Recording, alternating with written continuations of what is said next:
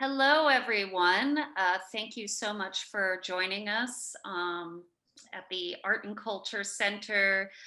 We are Facebook Live now with Carrington Ware. So thank you so much, Carrington, for joining us. This is a part of a week-long series that's in partnership with the Fort Lauderdale Art and Design Week. This really wonderful, fun-packed week of events, both virtual and in person. And so you can always go to their website to see what else that they have planned at ftladw.com. And then you can check out our website to see what we have planned this week. But every day from Monday through Friday from 11:30 to 12 o'clock, we're doing these conversations with artists based in the Fort Lauderdale area that have work included in our current exhibition. Now is the time, the 2020 Florida Biennial. And so just to give you a very brief synopsis of the exhibition, 32 artists were selected by guest juror curator Coralie Claeysen-Gleyzon, the associate curator of the Orlando Museum of Art. And we were thrilled to be able to work with her on an exhibition, again with the 32 artists in the main exhibition and 2 solo projects with Paul Short and Noel Mason. The exhibition is on view through February 20th. So we are so thrilled and honored to have Carrington with us today. Thank you for joining us. I'll give a little bio with your background so people can get to know you a little bit better. You were born in Rome, Georgia in 1993. You are Carrington Ware is a digital illustrator and creative living in South Florida. Her work extends into the multidisciplinary world, including textiles, sound, and experimental video. She received her BFA from Valdosta State University with a concentration in graphic design in 2015. She has also received her MFA from Florida International University in 2020. Congratulations. She is a past recipient of the Radcliffe Art and Design Incubator Fellowship from 2018 to 2020. So thank you so much for joining us. Thank you for that introduction. The work you submitted, so the 2020 Florida Biennial was an open call. You did submit a few pieces, and Coralie and I, just as we were reviewing the submissions, just fell in love with your work. It's just so profound, so strong, really has this very beautiful voice. And so we included reimagined memories. It's appropriated found footage. And, maybe you could speak a little bit about it and then we can show like a short clip for everybody. Does that sound good? Yeah. In the process. Reimagined memories is kind of experimental archiving. I wanted to incorporate my parents' voices and their stories. They've always read to me. They've always been storytellers. So I wanted to incorporate that, but I could have just used pictures, but I didn't want to. But we don't have any actual footage of them growing up or even me growing up. So I kind of had to piece together these found videos on YouTube and the internet to go along with their narrative. So let's share the screen real quick and I'll show a segment of the video.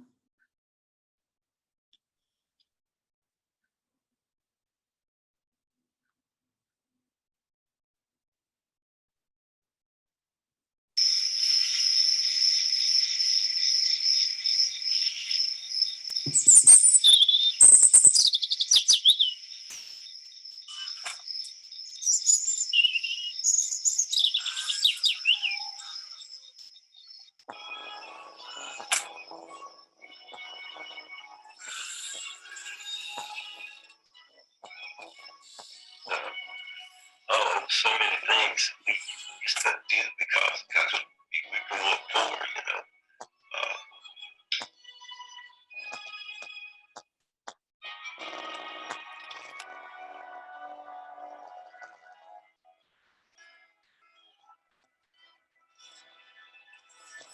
didn't know it. I didn't realize we were poor.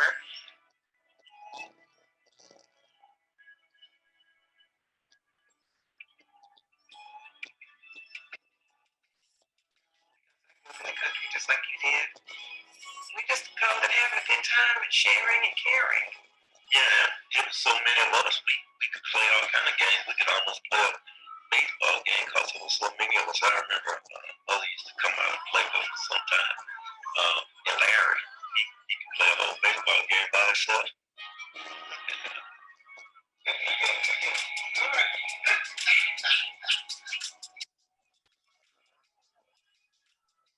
About growing up was family time, just doing stuff together with your siblings because that's all we had to play with.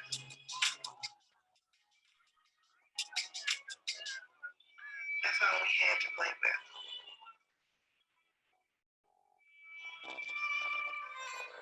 So I'll stop it right here. And if people want to watch the video in its entirety, they can go to your website.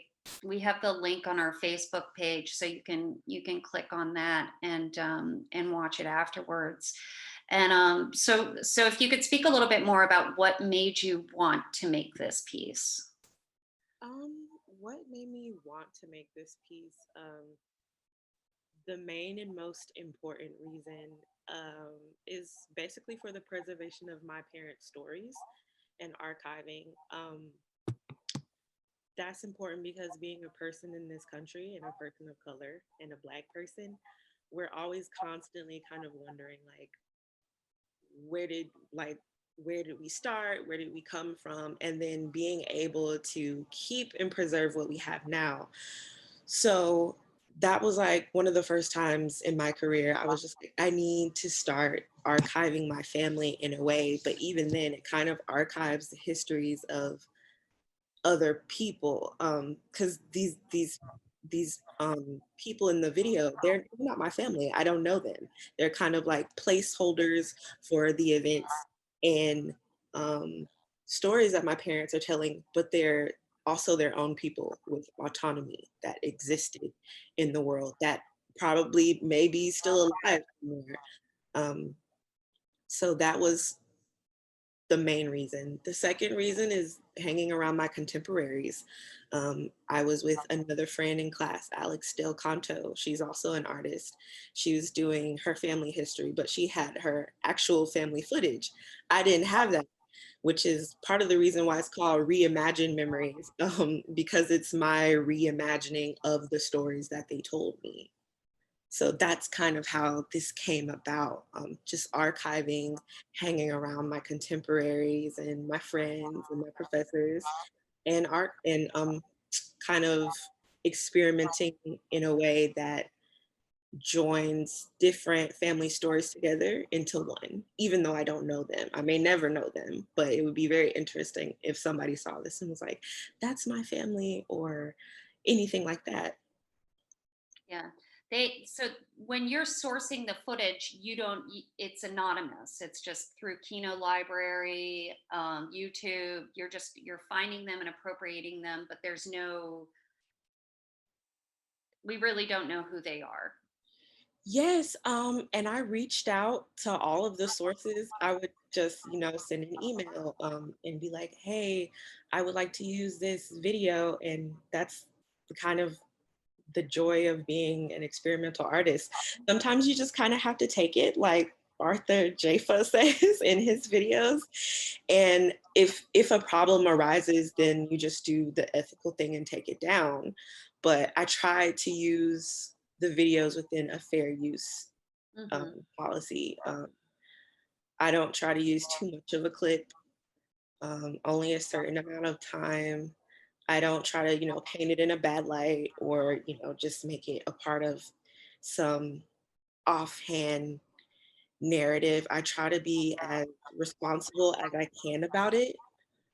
But other than that, like it was a lot of me reaching out and getting nothing. And I was like, well, I'm gonna make it anyway. And if at some point anyone has a problem with it, I'll take it down, which is why it's it's not for profit. It's just strictly for artistic and creative purposes. Mhm. It really does tell this, it's a very personal story because you hear the narrative of your parents. So you're just recording your mom and dad as they're speaking to you. Yeah. Well, I was here in Florida. They still live in Georgia. So I had to call them and be like, hey, can you talk about your childhood? And of course, there was some pushback. They were like, why? Like, Yeah. they're like, why do you want to talk about that? And then they would send me the recordings and they would do this kind of performance speech. And I was like, that is not how you speak at home. That part, that part was a little difficult. I was like, just, just tell a story. Like pretend I'm 5 and you're telling me the stories over again. Yeah. Um, just be normal, but it still has that sense of magic to it because it's something you never heard before. Yeah. So after that, they finally, sent me a lot of things, but I realized I didn't get to include a lot of what they said because there wasn't a lot of footage that went along with it. So the footage kind of controls the narrative, Yeah. basically because what I could find that lined up with what they were saying was far and few between. Wow. There was a lot of footage. I started just like typing in like 1950s, 60s, 70s rural like rural country towns in the South and finding all these videos, and I don't even think I got to use 80% of them. Wow. So I had so many videos, but not enough that went with what they said in a way that was impactful to me or them. Yeah. I mean, the universal feel of the footage makes it seem grander, though. I think you do a really lovely way of showing, culture, food, and playing, and living. Relate familial relationships. There's some things that the way that they speak. It's just so fresh and stark, and then you just have this very lovely way of weaving these images to make it feel bigger, to paint the picture. At one point, like at the beginning, you hear your mom and dad like, we were poor, we had nothing, we played with each other, which is something that's very like connected. That's just something that you would hear your folks say in a very like, we struggled.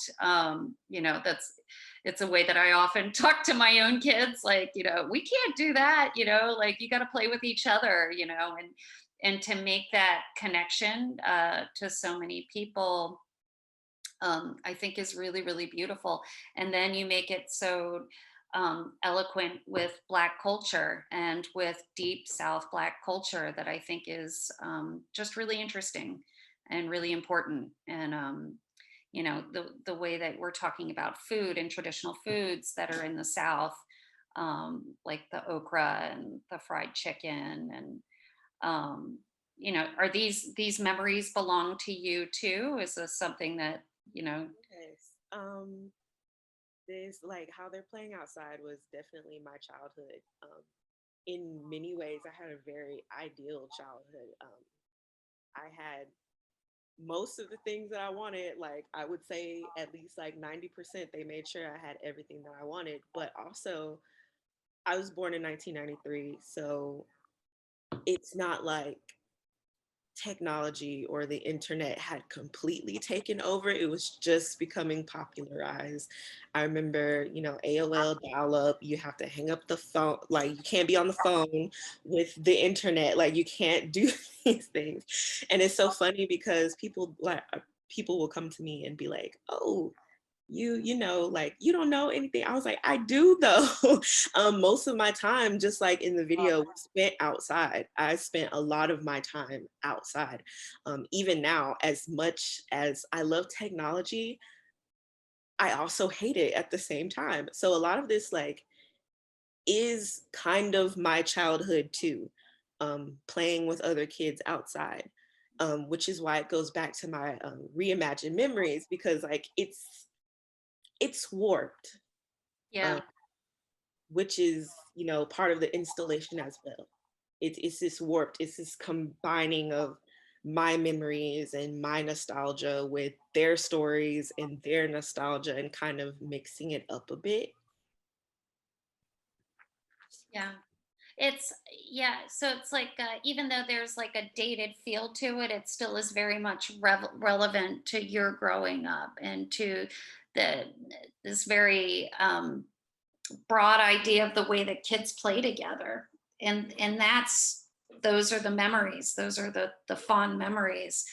You know, that there is like this the difficulties and the stress that you know may surround you, you know, is also covered and thought of in terms of just being able to play and just being able to enjoy life and just like being in that moment, I think is Yes. the different layers that you can see in this piece. Let's talk about the installation. I think the way that it is installed, and also really quickly, are these photos of these are your parents? Yes, that is my mom and dad. This is amazing. This is just absolutely beautiful. And they're still together. Yes. Yeah, there is like some serious love look in those eyes. It's just a beautiful photograph of the two. And then this one also.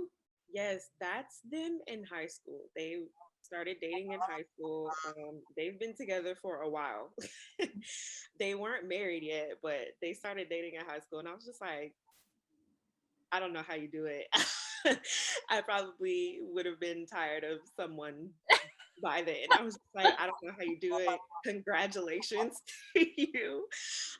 But I hope to have that, you know, one day, Yeah, as strong as theirs. Because I mean, of course, they're like any other people. They bicker, they fight, but it's never been anything serious.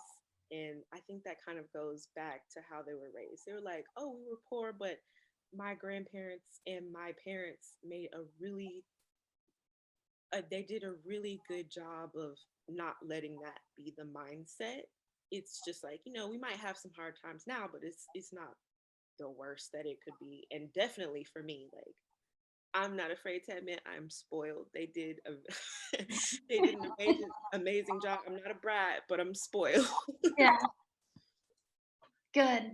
As you should be. I mean, it's, you know, again, this idea of like things were tough, but yet the love and the way that things are celebrated, that you can see within your family, and the way that it becomes this universal look. I would love to speak a little bit about the installation because we have this great. This is a still of the footage that you found, and then you've installed it in the space on this like great tin roof.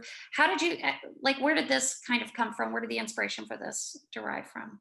So the first scene that you just showed shows a tin roof, and my parents growing up, they had houses with tin roofs. Even now, if I go home, you can see a newly built house, but they never tear down like the old family house or the old barn, and it will just be like this dilapidated, fallen in piece of kind of like memory of a house, and they all have tin roofs. So I was just like, this this needs to be a part of it because it's just a part of my family history. It's a part of like country living.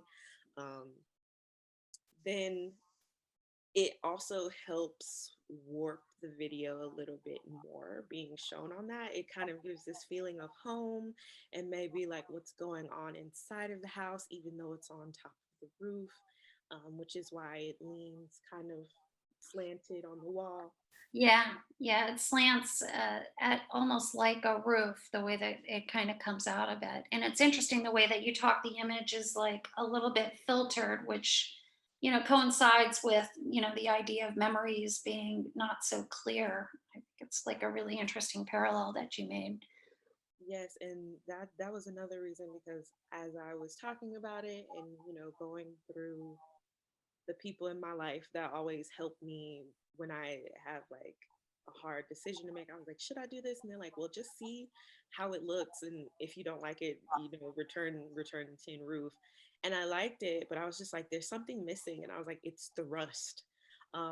That was one of the hardest part because it's galvanized. So you have to sand everything off of it.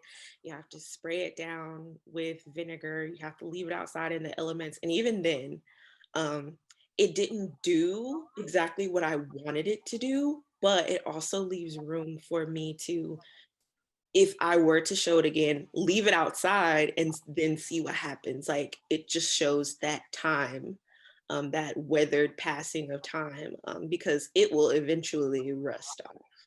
Mhm, mhm. So I feel like every time I would show it, it would change a little bit. It would look a little different, just like memories. Like memories change. You might forget something or you might remember something. And I think the tin roof is kind of like an additional statement to that. Yeah.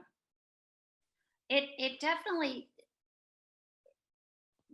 by means of using sculpture and video, it becomes something where it gets into the space. And I think, so it's great to hear your take on how you were molding the physical sculpture, the physical object, to be a presence in the space. Um, the connection with the participant, with the viewer coming through, to be able to see the piece as this physical object is a very unique and different way of telling these stories. I would love to connect over, with another piece that you did, um, that's also video installation, which is Black Girl. And this is just such a powerful work. Again, this idea of installing, you've got these VHS cassettes, and then you've got this video that's the centerpiece, but you don't see the video at first. You're kind of walking towards this VHS, the cassettes, to then kind of climbing inside, to seeing all of these different skin colored Barbie dolls, and this video that I can show. We have about 10 minutes left, but I do want to show just like a little bit of this piece. So let me go in here. This again is all found footage, footage that's been appropriated. Every day it be tough, because no matter how good they straighten their hair, their good is still not good enough. Hair so soft, silky, and free. I want something just for me. Just for me. Now my conditioning was actually great. You look beautiful, but I am definitely having an awesome hair day. Really beautiful. Inner beauty is a lot more important than outer beauty. And the ugly inside, you ugly outside. Always be proud of who you are and where you came from. You gotta tear down the walls of convention. I'm just being realistic, okay? You do. Yes, but it can be a bit overwhelming sometimes. At school, I'm the queen of the Negroes. I felt like I couldn't necessarily be fully myself in that space. Can we please stop being the black kid and just be a kid? I mean, you don't have to do this if you don't want to. Walk away. So I'm going to stop it here. And again, people can go to your website, to carringtonware.com, to see these videos in their entirety. This is just really, I would love for you to speak a little bit about this piece, about putting this piece together. Because again, this is a very personal work. So I would love for you to speak about it. So with this, I'm thinking back on being a little girl and looking at the media. And even though I found all of that footage, it's kind of, once again, far and few between, because it would just be like, oh, it's the Black friend trope, or the angry Black woman trope, or the sassy trope, or the mammy trope. And then it's just like kind of rearranging those things and putting them into a message that was positive. But a lot of this has to do with nostalgia. The reason there's like a VHS wall is one, because I always used to make forts out of my VHS tapes. I used to just stack them up when I was a child. Um, Two is from the outside, like when you first approach it, like the picture from behind, you don't see the TVs and the dolls. So it's kind of like this wall that you have to fight through, because most of the VHS tapes, which I found, well, I didn't find, but I had to buy them, but they were very cheap, um, have white figures, and that's something you kind of have to, or like white characters or the white main character, and that's something you just kind of have to like break through as you're navigating life as a younger Black woman, even into adulthood. And then inside is kind of just like the fortress, like, you know, everything in the world, but also you can make your own space within that same world, which is what I did. But my Barbies, you know, they're on top. It's like something that they know with this TV, but then the Barbies at the bottom, they kind of have the option to either pay attention or just look at static to like not hear it. And that was kind of my play on that. And then I had to use old CRC TVs. There's nothing like the sound of that old TV coming on, that just, you don't hear it anymore. And that's part of my nostalgia, like growing up, those little, you know, thick boxy TVs, and that sound and the static and how it looks and how it plays. So that was interesting, trying to hook all of that up with new media and these kind of old, outdated forms of technology, and just putting all of this together. It's heavy, but I would like to hope that it's a positive message, and it's mostly a positive message for me. Like, if I could go back and show my younger self a video to kind of help me through the times where I didn't feel my best, or I thought I was, you know, not the best based off of skin color, or just didn't feel right around the people that I was with, I wish I could, this would be something that I would show, to my younger self, this video. It is, I think the messaging, yeah, is really the things that the way that you clip it and cut it, that you showed just all of the different problematics of it, just the things that are difficult, and the struggles and the things that are challenges. But the way that it weaves together is beautiful, just beautiful. That there's so many different um, elements to it, and it's just a really interesting way of storytelling, and I think it's really quite beautiful and very striking. um, you know, the way that you speak about it with these Barbie dolls, the way that you speak about the skin tones, um, maybe you can speak a little bit more, like just in the way that people think about idealized beauty. Maybe you could speak a little bit more about that. Yes, like, well, I try to, like, in my, I you can see it on my website, but I have a series called In Every Shade, and I try to just incorporate um different kinds of Black women. um like, my dad and my aunt, they have albinism. They often get confused. People don't know necessarily what they are.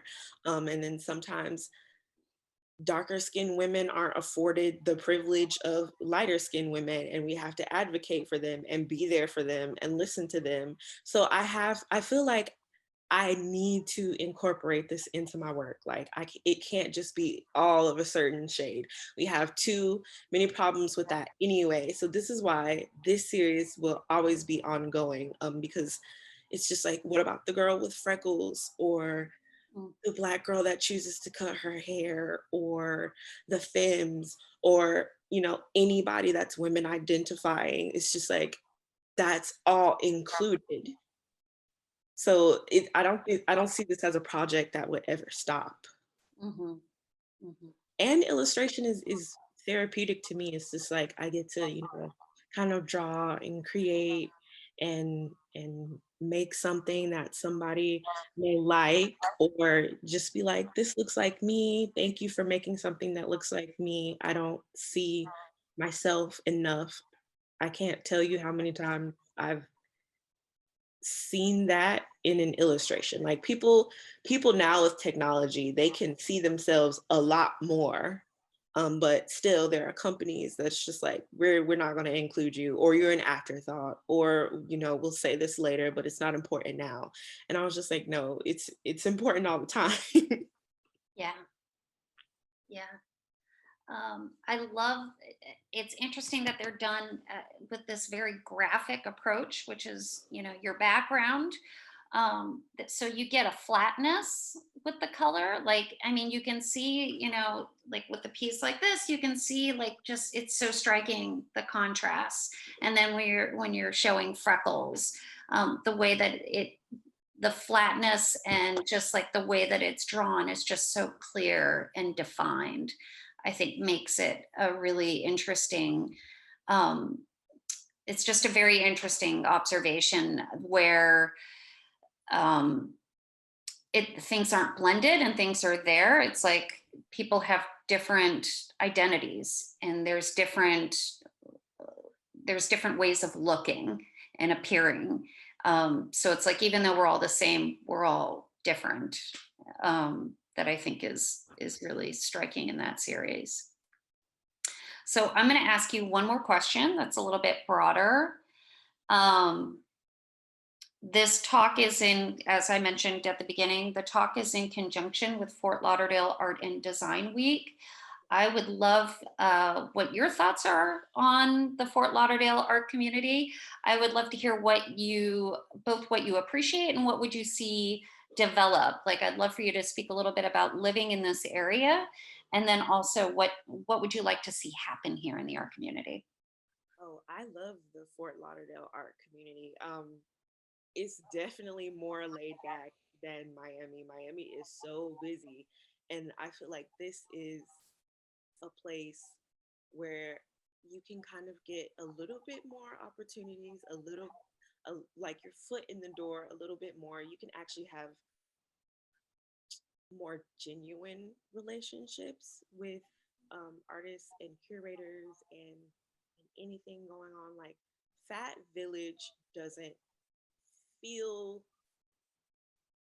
touristy, like just places like that. Like, it feels more of like a community, and that's how I feel like Fort Lauderdale in general, the art scene feels more like a community.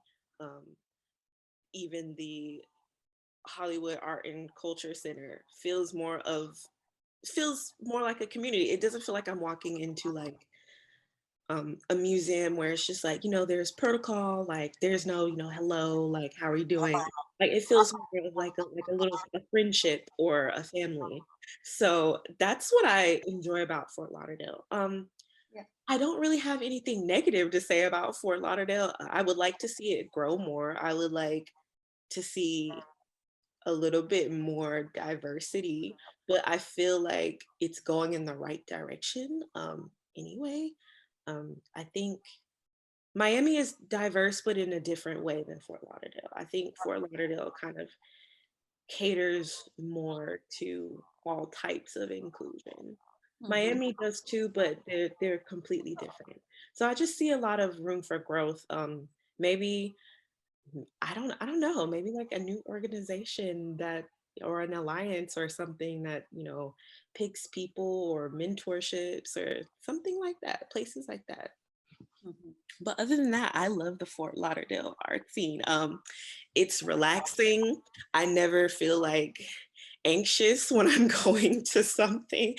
Everything just seems like really like laid back and relaxed, and I feel like it's a good starting point and developing point for someone that's just trying to get into art, and they don't want to be like ambushed by like parking spaces and busy and all. I mean, it's busy in Fort Lauderdale, but still it's not the same. Thank you so much, Carrington. you're awesome. You just are wonderful. And I appreciate your time, and it's a great pleasure to work with you. So everyone, please check out her website. Please check out the Fort Lauderdale website and see what else they have planned this week. And then we'll be back here tomorrow at 11:30. So you can tune right back in. We're going to be speaking with Jen Clay tomorrow. So thank you, everyone. Have a great afternoon. Thank you. You too. Thank you. Bye, Carrington. Thank you. Bye.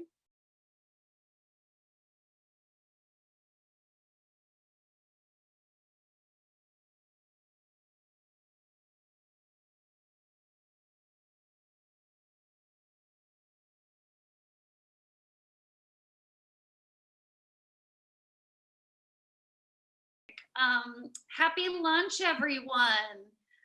You are on Tuesday's Facebook Live Art Talks with the Art and Culture Center. We are here today with the incomparable Jen Clay. You say hi. Hi. There she is. Oh, sorry. Yeah. Hi, everybody. Thanks, Jen. So we're thrilled to have Jen with us today. These weekly talks are in partnership with the Fort Lauderdale Art and Design Week. So all of the talks are with Fort Lauderdale area artists. And you can learn more about all the programming that they're doing this week on ftladw.com.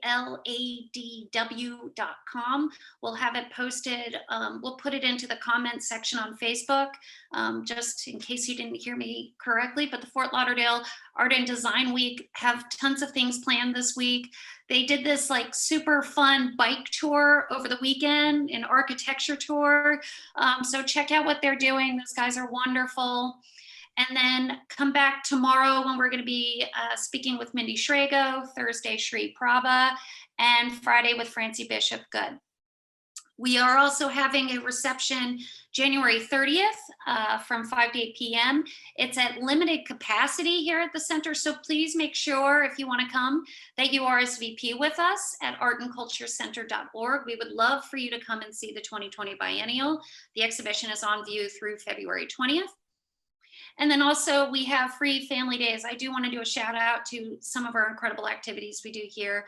The free family days are the third Sunday of every month. So we'll have one more in February with this exhibition. And then you can check out the new Crafternoons, which is every second Saturday. Those are super fun for grown-ups. Everyone can come and you just make whatever, you just get to come and make art, and that's next door at our art school. And then lastly, I just want to give a special thanks to our incredible Art and Culture Center team, the marketing team. I would be nowhere without you guys. Thank you to Yvette, the wizard behind the curtain that is helping us through this, through these Zoom chats, and really so much more she helps us through. So I'm going to share my screen real quick while I talk about Jen, and then we can start talking with Jen. And Jen Clay, born 1985 in North Carolina, creates elaborate installations and performances which feature doomsday creatures who speak to the audience through audio or sewn messages to make fear, anxiety, and uncertainty approachable. She has created performances for Girls Club Collection, ICA Miami, and the Norton Museum of Art. Recent projects include Welcome to Me and You, a large, super, super cool site-specific installation that was at the Young at Art Museum. I think I spent about an hour in there with my kids. That was in their Davie, Florida location. A short segment on her practice, Jen Clay, The Texture of the Anxiety, just won a 2020 regional Grammy through South Florida PBS. Congratulations, Jen. Yay, thank you. And then Jen is currently an artist in residence at the Oolite Arts in Miami South Beach. So Jen, we're actually looking at your studio right now. Why don't you tell us a little bit about the residency? I'll stop sharing my screen so we can zoom back to you. And tell us about the residency that you're doing right now. So I'm at Ulite Arts on Lincoln Road. I'm actually in a studio that my sister-in-laws had 10 years ago, which is pretty cool. It's like a long space. There's my mess. And then in here is kind of, I usually have like the front windows open. And my teenage daughter is doing her schoolwork in there right now. I have a tufting frame that I make rugs on, and I have a really large, I just got this like new sewing machine. Ooh. So it's about your studios. You have a few sewing machines, yeah?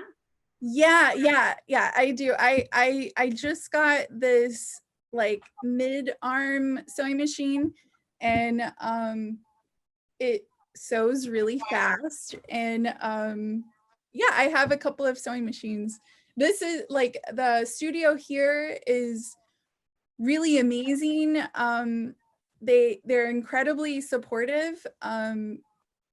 It's like if artists were like deers and rabbits, and Ulite Arts is the park rangers that are just like making sure that no one's like poaching them, or like, you know, like that. Like that's really like, it's like a big warm hug. I've never felt so like, the unfortunate thing about being an artist is like, no one ever is like, here's a certificate, now you're an artist. It's not like being an astronaut and going into space, and you're an astronaut your entire life, you know, and you just had to go into space once. But I think a lot of artists struggle with like their identity, because it's so counterculture to maybe what society is. But being here, it's incredibly validating, which is maybe unfortunate that like we need that. But like I've never felt so accepted and understood, and like really feeling like incredible self-doubt, and then having the staff, Dennis, Scholl, Esther Park, Charisse, like everyone be like, you're fine, you're fine, chill out, just make art, you're just apply to things, you don't need to ask for permission. I think they really do that. I think that that's one of the real wonderful things about Ulite, is that they really do work, you know, to give you a structure, to help you with, you know, claiming yourself as a working artist. I think that is, you know, just commenting on what you're talking about, you know, you think when it must be interesting to introduce yourself as an artist to somebody that is not within the realm of the art world, or leaning in, that, you know, there are probably a lot of assumptions out there about what you do. And so to have this like kind of residency, to have something like on your belt that is helping promote your work and helping show your career in a very structured way, even, you know, even what they show on the website, just looking at a website and seeing the way that you're featured, but then also encouraging you. You had mentioned that you just went to the Atlantic Center, you know, like this residency within a residency that you got to do. You know, I think all of those things are really quite special. And then, so you're there for the rest of the year, correct? Yes. They, Ulite extended everyone's residency that won 2019 to 2020 for an additional year because of COVID. Normally they would have a lot more like open studios and activities, like happy hours where you could meet more people. But even during COVID, for the first time, I'm like selling work and doing commissions, because prior to COVID, and prior to Ulite, I was mostly based on making projects, making installations and performances that were more about that experience. And now I'm thinking about individual pieces being like a performance experience, kind of like how a book is a performance experience. Okay. You like because you're having this intimate interaction with an object. Like I have a book. Sorry, I'm like, but Yes, this is great. so this was a book project made by IS Projects, Ingrid Schindal's print studio, and she publishes art books. I'm probably not describing it quite right, but she does this art project twice a year, and that was like the first time that I was like, an object can be an experience similar to a performance. And like there's like one part where, let me see, like where I think it says like it says like I see you touching me, or like it acknowledges you experiencing it. And Say that book is really sexy. Can I say that? you can date it, yeah. That's awesome. Because I'm not really a designer at all. Like I'm really attracted to things that are like in the middle of being attractive and repulsive. Yeah, let's jump in. I want to jump in and look at your work. Okay. Here, I need to share my screen. Because I think this is what I love so much about your work. And just for those of you watching, I met Jen, what, a year and a half ago when I first moved here. And immediately it's like, I feel like this is what I could say about Jen is when you meet Jen, you immediately just know her and know her work. And this is our second project just in the last year. And now this, and just to make sure that here, let me open up here. So this exhibition is curated by Coralie Claeysen-Gleyzon, and Coralie was familiar with your work as well. But I want to. That's cool. I didn't know that. Yeah. You know, and so she was the guest juror for this exhibition, and she loved the work. And so it was just really thrilling to be able to work with you again. And especially since this new series, you know, and you were just showing your book, there's some really great elements here of that kind of peekaboo idea of these different layers and these different texts. So I'd love for you to speak about the parallels between that book and this very new body of work that you're working on. Yeah. So the book was made in 2017. At the same time, I was making a performance for Girls Club for their offsite series that Sarah Michelle Rupert created. And so those projects were really similar, where like this asteroid rock thing landed, and I projected in the performance the animation on a giant puppet that I had costumes hidden inside. And then the costumes, the wearables would come out and they talk to you, and they all used obsessive language, which is something that I've just always thought of my work having, where it's like the song by Police, where it's about a stalker. Do you know that song where it's like, I'm always watching you? Oh yeah. Yeah. So like a lot of times people will think that song is romantic, and I really love language that's like a double entendre, where people could read it as being romantic and sweet, but it's also can be very sinister. Like on one piece, I think it's like I love to feel your touch. And then this one is I'll be the last bad thing to happen to you, which I thought was very direct, you know, that it's like I'm gonna take over your life. Ugh.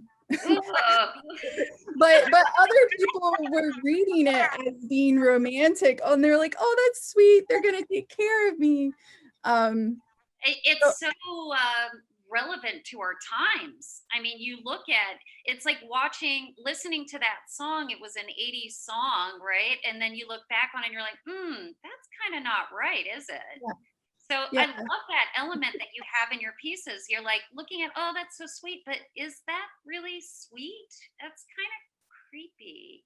I have a really difficult time in situations where people will be nice but mean, and you know, like that ambiguity, like that feeling of ambiguity is what I want to portray in my work, where it's just trying to become comfortable with like literal ambiguity, where you can't necessarily categorize. Yes, your forms are, that's such an interesting point. They're neither female nor male, right? Like they're these monster creatures. Yeah. Yeah. Like you're supposedly, I only have 2 art degrees, but your mind oscillates. Like we as humans like love to categorize. And whenever we're unable to put something in a category, like a library, like our mind is like a library, like we kind of keep trying to put it in a category, and we're like hit with this loop, which I think is really interesting. I think it can be like a moment of self-reflection. Like when I first moved to Fort Lauderdale, I used to work in a space called the Maker Space behind Home Depot. And it was like all these dudes that went to like Burning Man. And it was cool because they had like welding equipment and stuff. But I was making these like foam sculptures that I would wear. And they would be like, is that a tooth? Is that a mushroom? What is that? And it like really bothered them. And I find that that's what people usually do. And I really like creating that scenario where you can't categorize it. I think about that a lot in terms of like the gray space, because I think, you know, especially in the United States and really like Western civilization, that there's just such a hard edge of right and wrong and left and right and this or that, you know, that it's so extreme. And we really need to think about the grayness, especially with right and wrong. That gray area is so vast, and between those two. So I think it's interesting that artistically you hover in that space. It's not real, it's not earthly, you know, but there's tangible connections that you can connect to. I love your hands. And what I love about this detail that we have, if I can go back to that detail, is that there are all these little hands, Oh yeah. you know, in that you have sewn. And, you know, that's one of those things. Yeah, you go in there. So you're doing that with your sewing machine, right? Mm-hmm. Yes. You're going in there and just literally stitching. How long does it take for you to do that? How long would it say to make a piece that's like one of those large scale pieces? It's so intensive. So I am a compulsive maker. I started making this work as almost like therapy, like so I wouldn't have to think, and I was like listening to audiobooks, like horror stories while I was sewing. So a big issue in my family with my husband and my daughter is I'm a workaholic, and I have, like you were saying, I have another sewing machine at home. So if there's like downtime and they're playing video games, I can sew. So it's like I really don't know how long it takes me to make something. Like if I'm in the mood, I made 20 pieces over 2 days that were like 11 by 4 with a lot of little details. And I was like, I don't know how I did that. Like I think it's like a symptom of an issue. Like I'm like compulsively making. There's something about this new body of work though that I mean, and I just wanted to show some of the previous, this is the installation at the Young at Art Museum that I had mentioned earlier, that literally I sat here and just hung out in this room and watched my kids like loop around and around and around, and they're like little yellow balls. And and then there's this great video, which is a whole nother tangent that we can get into, is the combination of your sculptural work with the videos and the environments that you create. But it's interesting because I think there were some pieces in our show at the 2020 Biennial as a whole that are really, because people were quarantined, they were making really labor intensive pieces. And with you, I think you just, I mean, the way that you created this whole new series, I mean, is just absolutely remarkable. So it's like we can take a look at these pieces here, where you're creating these beautiful environments, these lush environments, these arm mechanics that are coming out. And then we can look at these fruiting bodies. And it's just, it's really remarkable to see, what you were doing through this time frame and how it's drawn out like another evolving side of your work that is just so exciting to see. Oh, yay. It's way better than being boring. I just thought, your new body of work is really boring. And no, it is so exciting. I just want to throw up. It is just beautiful. And so these I want to talk about. This was in the Florida Consortium 2 years ago, right? This was my first time seeing Jen's work. These lively puppets. And so this is what you get, what you become really familiar with. And also just to note that you have a background in costume design.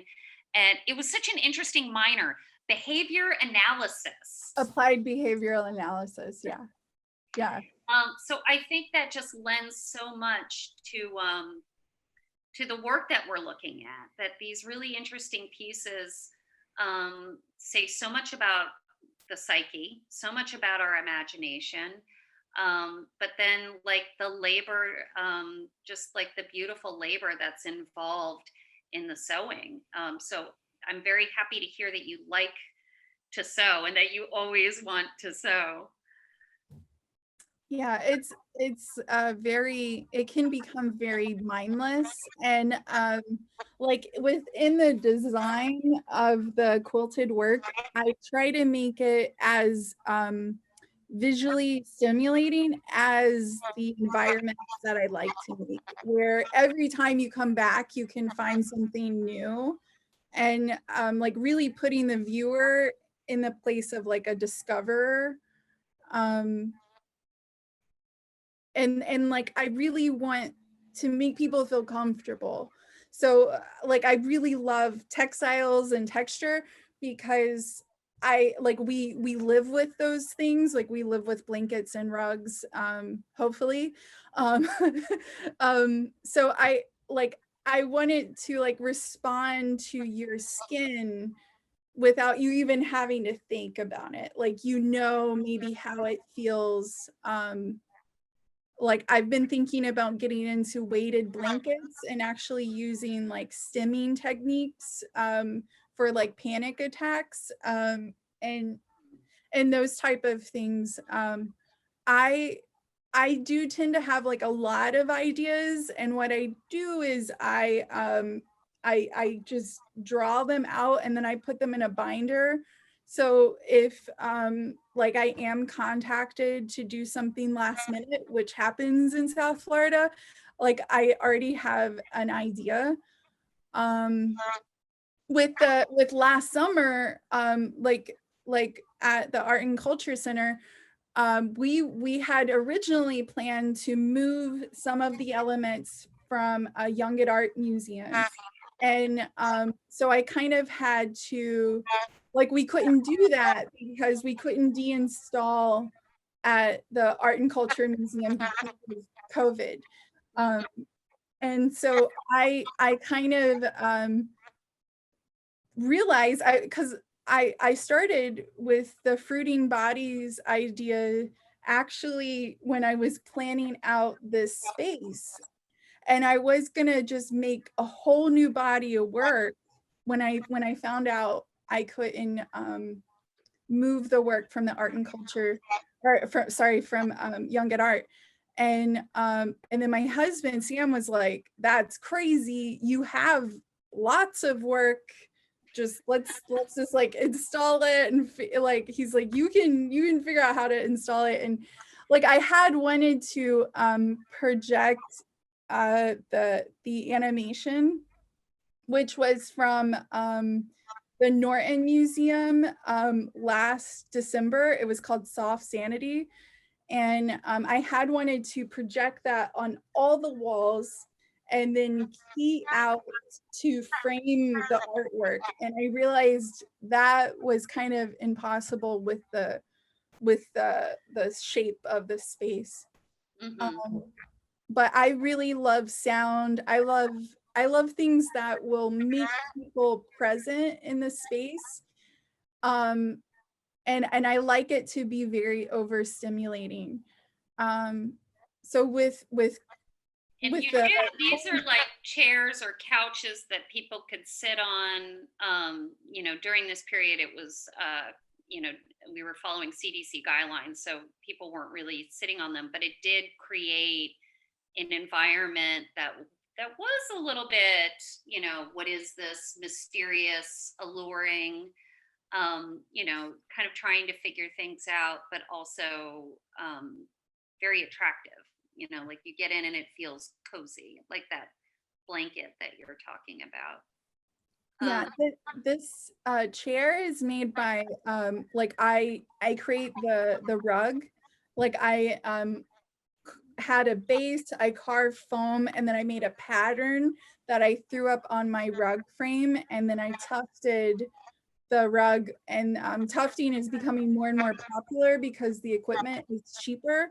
So it's really fun to watch people tuft, in my opinion, on Instagram, if you just like want something monotonous to watch, because it's like this drill that is spitting out yarn through like a cotton textile. So when I get really nervous, I tend to pet things. I'm just really attracted and also really disgusted by too much texture. I grew up in North Carolina where there was like a lot of carpet, and I have asthma. So for me, carpet is a problem, but I'm also like, I really like it too. It's a conundrum. I see there's a lot of dualism. I'm getting a lot of like Yeah. interesting Yeah, the gray. The ones, gray. like, you know, but again, that's my Western, you know, right, wrong, left, right kind of way of thinking about things. All right, so we have 5 minutes. Okay. I knew this was going to happen, where I just want to keep talking to you because it's just so fluid. And but I'm going to ask you one last question that I want to ask everybody, because we're part of the Fort Lauderdale Art and Design Week. I would love to know what you love about living in the Fort Lauderdale area and what you would like to see happen here for the artists and the art community. Yeah. So when I first moved to Fort Lauderdale, I've lived in Fort Lauderdale. I lived in the same apartment for 6 years. Like institutions would take chances on me that maybe other institutions wouldn't necessarily. Like IS projects, like Fat Village projects. I curated a performance festival with Leah Brown, and Young at Art in Davie. I know that a lot of times people will compare Fort Lauderdale to Miami because it makes so much sense. It's close, but I feel like one of the benefits is with a lot of the open calls that are happening in Fort Lauderdale is they don't discriminate, or wait, that's not a word, but they don't discriminate between like who necessarily lives in the area. So we're getting artists who are applying from Miami, who live in Miami. And I think that that's a great thing. I think like, it's like what we were talking about with gray areas. Like, it's not an us and them, it's a we. Yeah. And it's those moments where we can just be artists that happen to live in South Florida. Like, I think that that's a better dialogue. Like I know that a lot of artists kind of will get a little frustrated with living in Fort Lauderdale and not being able to apply to like the Wavemaker grant or the Ellies, or I feel like there's like two more. Yeah, there's a number. I've heard that before, that there's a number of grants and things that are available in Miami, but not to Fort Lauderdale. And so that's probably something that would be nice to open up. Yeah, I mean, but the one every time I see an open call, like trying to get it out so that people know that they apply for it. So I see what you're saying there, and I don't mean to interrupt but you. the one good thing that like I've been able to live in an affordable apartment with central air and maintenance, and you know that I wouldn't be able to get that in Miami. Like I remember when we were first moving here and we almost rented a house in Miami that had a leaking roof, and that was our option, and it was like leaking while we were talking, and that was like a viable option. Yeah. And then it was like, wait, this is crazy. Yeah. And the really and like we have the Bright Line. We live near the Bright Line, where normally we would take it down to Miami for like during Basel, during Art Week. And Carrington was talking about parking yesterday, and that was such a good point, because like I feel like Fort Lauderdale can be the place that maybe people develop their practice and have an amazing studio. I know that there's a talk in Dania of having like a live work studio artist space. Yes.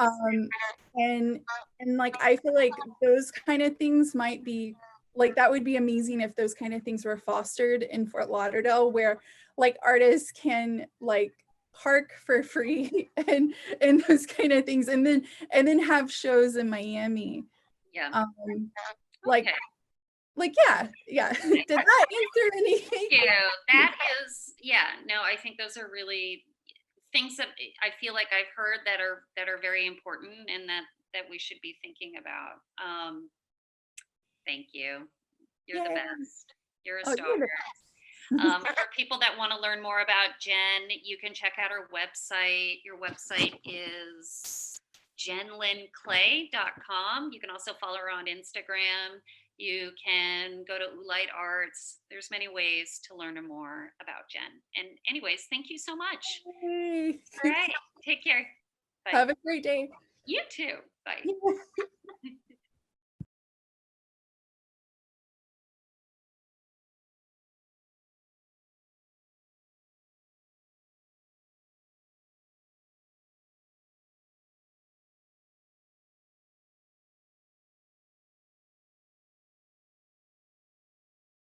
Hello, everyone. Thank you for joining us again on Wednesday with our art talks, our lunchtime art chats that we've been doing. Today is Wednesday, and I'm delighted to be here with Mindy Shrago. Mindy, would you like to say hello? Sure. Yeah. I'm excited to join you all. And my name is Mindy Shrago, and I'm a ceramicist. And I'm going to read your bio. Let's go into a screen here. Let's see. And I just wanted to say thank you all again for joining us. This is in partnership with Fort Lauderdale Art Week, Art and Design Week. You can get more more information on what they're planning at ftladw.com. They're going to be planning stuff throughout this weekend, and we're just thrilled to be partnering with them. So these Lunchtime Art Talks are celebrating Fort Lauderdale, Broward County artists, people that live in the area, and the artists that we are featuring are currently on exhibition in the 2020 Florida Biennial that's curated by Coralie Claeysen-Gleyzon, and the exhibition is on view through February 20th. We would love to have you join us. We're going to have an opening reception on January, not an opening reception, but we're going to have a reception on January 30th that you can RSVP for online, because it will be at limited capacity. So please check it out if you would like to come. You're also welcome to visit us anytime during the center hours, which are 10 to 5 during the week and noon to 4 on the weekends. And all of this information is on our website, artandculturecenter.org. Mindy Shrago is in the Florida Biennial, and you can see one of her pieces here. And we'll go to a lovely exhibition view where she is next to Jen Clay, who we spoke with yesterday. Mindy Shrago is a ceramicist based in Miami, Florida, and the co-founder and executive director of the Young and Art Museum. Her work explores the alteration of subject matter. Images are removed from their natural state and redefined by integrating flat landscapes with relief imagery. By doing so, a visual metamorphosis occurs. The representation becomes alive and is released from the picture plane. This redefinition of her work throughout the country, including recent group exhibitions at the Art and Culture Center Hollywood, Wayfarers New York City, the projects in Fat Village. Her work can be found in permanent collections of the Purdue University Galleries, the Museum of Art in Fort Lauderdale, the Norton Museum of Art, the Smithsonian Institute, Miami Design and Preservation Link, and the Richard Schack Collection, Andy Warhol Collection, Dwayne Hansen Collection, amongst others. I would love for you to speak a little bit about making these incredible pieces. What we loved about it, as Coralie is the guest juror and curator of the exhibition, just loved the playfulness of these pieces. So I would love for you to speak a little bit about this series, Playing with the Environment, that's in the Biennial right now. Okay. So I'm from Miami and grown up, and I love the environment. I think it's so important that we're able to continue, and with living in a space such as Florida. But I also hope that all of our greenery and our environment stays without having to put high rises all over the country or all over the state. So, but I'm doing work tying into the environment, as I said, and I'm creating these postcards so that people can see exactly what the environment looks like on a postcard. So it's all made out of clay and the push pin as well. So what made you decide to make postcards? I would love to think, what inspired you? Well, when I grew up in Florida and I started making art, it was one of the most, for me, to be able to look at the world through a postcard instead of buying one in the mall. So I think that kind of brought me to another level after I started creating other pieces that were larger, and I'm very much in tune with the community and with, for example, the flamingos and all. You want to make sure that we're keeping all of our foliage as well as our birds and such. So to me, I wanted to create a still space and turn it into a postcard. It's so interesting because a postcard, when you think about postcards in general, you're thinking about this like perfect snapshot of Florida, like this perfect way that it appears, the way that it looks to the outside world. And, it's something you send to somebody that's like, isn't this perfect? We're having the best time of our lives. Isn't everything ideal? Right. I'd love for you to talk more, just tell us a little bit about that, that image that you're capturing. So I think I'm capturing it because I want, number one, I want to be able to showcase and keep something as a momentum, but also being able to understand about what Florida's about. So instead of taking a postcard that costs 33 cents on, on a round circle, I'm creating a work of art and tying that into a work of art. And then the push pin that I create, on the other side, you can hang it on the other side. So, but it's more important for me to care about the environment and keep things growing green, as if you will. Yeah, I think it's like, I can look into it and see that it's been bent and that it's been punctured. And I think that, in many ways can interpret it as like, it's not so perfect. We need to do something about it. And Exactly. I'm folding those because, because of that purpose. I think that everybody needs to really care a lot more about where we're living and how we're living. So that's part of it as well. But I also am using that bent piece to show that it feels like a real postcard that might have been, bent over. Yeah. And I for Florida, I grew up here, so that's really important for me. And how exactly are they made? You were speaking a little bit that you don't use glazes earlier when we were chatting. So I'd love for you to tell people how you approach them. Okay, so I roll out a slab of clay that's, just a small amount, like a very small, like almost like a postcard, but a little bit thicker. And then I do use an airbrush, and I don't paint, but I use underglazes, and I create the image of what I think would be like. I love this piece that's showing right now. So, and I really love flamingos, and I think that we want to make sure that all of our animals are, continue to remain. So, I love all of these pieces. It's so yeah, you're okay. You flipped off for a second, but came back on. You're here. So I think it's like, it's so detailed. Right. You really get these you must use like a very fine brush. So what I do is I use an airbrush, and then I also use paint.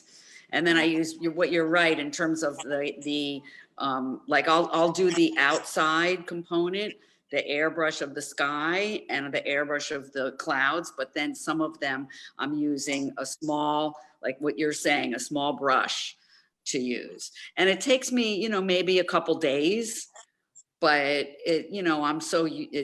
I love doing it. So it sounds almost like a sketch, but it's so specific. Yeah. Right. And well, I love Florida, and I love flamingos. So I just think it just keeps, when you're making art, you get lost in the creative process, and you just are, enjoying what you're doing at the time. And you've been doing ceramics forever, your whole life. Forever. Yeah, forever. You have an undergraduate. I love that you're like a local native Floridian, born and raised, doing art about Florida, like right. Just an amazing connection. Right. That to me is what, that's why I love making these pieces, because of where I live. So I'm using that component. Yeah. I've had people say, well, can you make me a postcard for New York or whatever, but I haven't really done anything like that. They're like, why?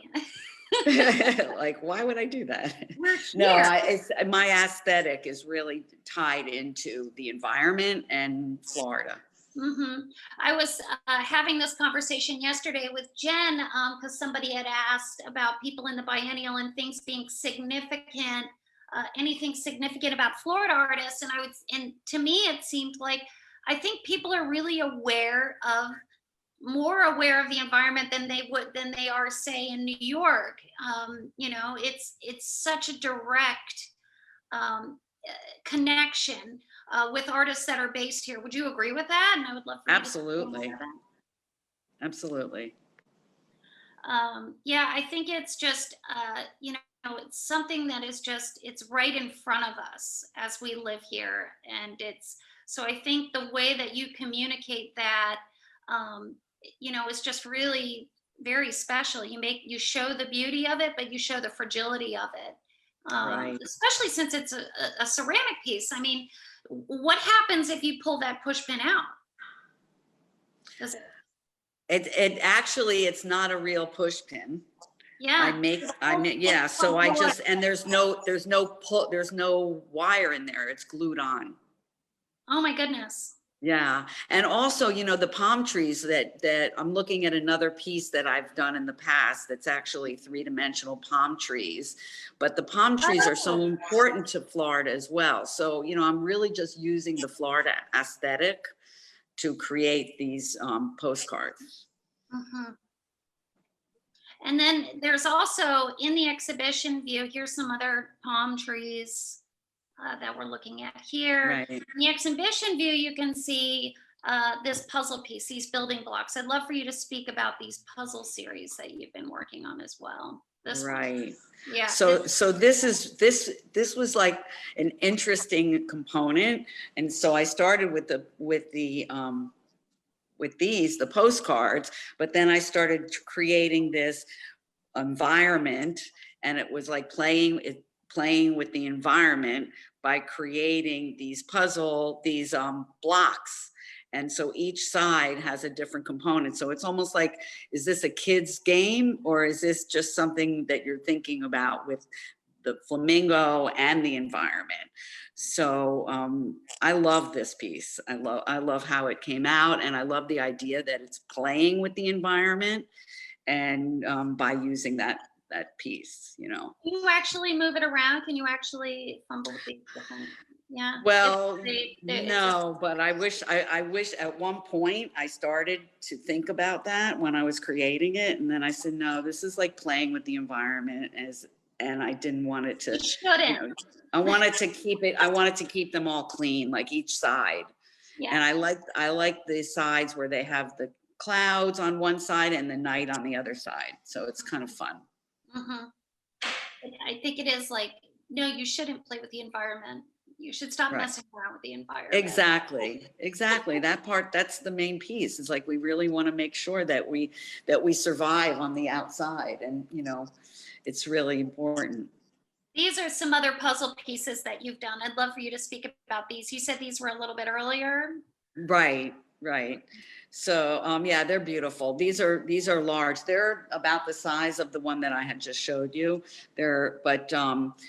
And they take a long time to create, but I love putting a puzzle piece together, just like we put the boxes together.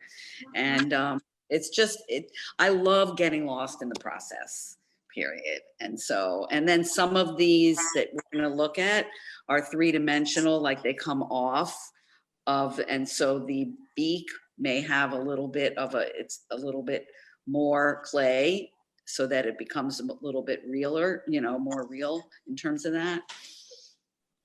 This is again another piece that's fixed, right? So it's like you've assembled it, and then how exactly are you making them? Like carving these pieces out from one solid sheet? Yes, right. So on both sides of the top are together, and then they pop out slowly in the middle, and those pieces were cut out, and some of the beak is a little bit 3-dimensional, if you will. But I want to bring it out more. It's almost like it's alive. So whether or not underneath there's a little plexi piece that pushes it a little bit higher up for each of those pieces. And this one is an interesting image because it's a little bit, I guess you're using the airbrush here because it's a little bit ghostly, right? Right. Well, some of them I'm always using the airbrush, but I'm also always using some hand brush painting. So some of the beak, for example, is painted without the airbrush. It's just so interesting. And again, like they can't be reassembled. It's something that becomes fixed that you. Right. And it's all on a plexiglass frame, like underneath. I'm gonna show this really beautiful one. Yeah, this is new. This I love. It's just so clean and sweet and clouds, and it reminds me of like a Joni Mitchell song. And it's just, it's just really, it's just clean and sweet and pretty to look at as well. But it's a little bit broken, I think. There's also just like looking at something so lovely and so fragile at the same time. Right. I mean, do you consider yourself outdoors? Are you, and because where do the images come from? Are you taking snapshots, or is this just? Yeah, that's an interesting question. So I walk every morning outside, and if I see, and I bring my phone, and if I see something I like, I take a snapshot, and then I might use part of it or some, like, for example, one of the postcards I have here, I took a snapshot. And then I just, it doesn't quite look like it, but it feels like it to me. How far are you walking? I mean, are you really? I do 6 miles a day usually. So fantastic. Yeah, so well, in the morning.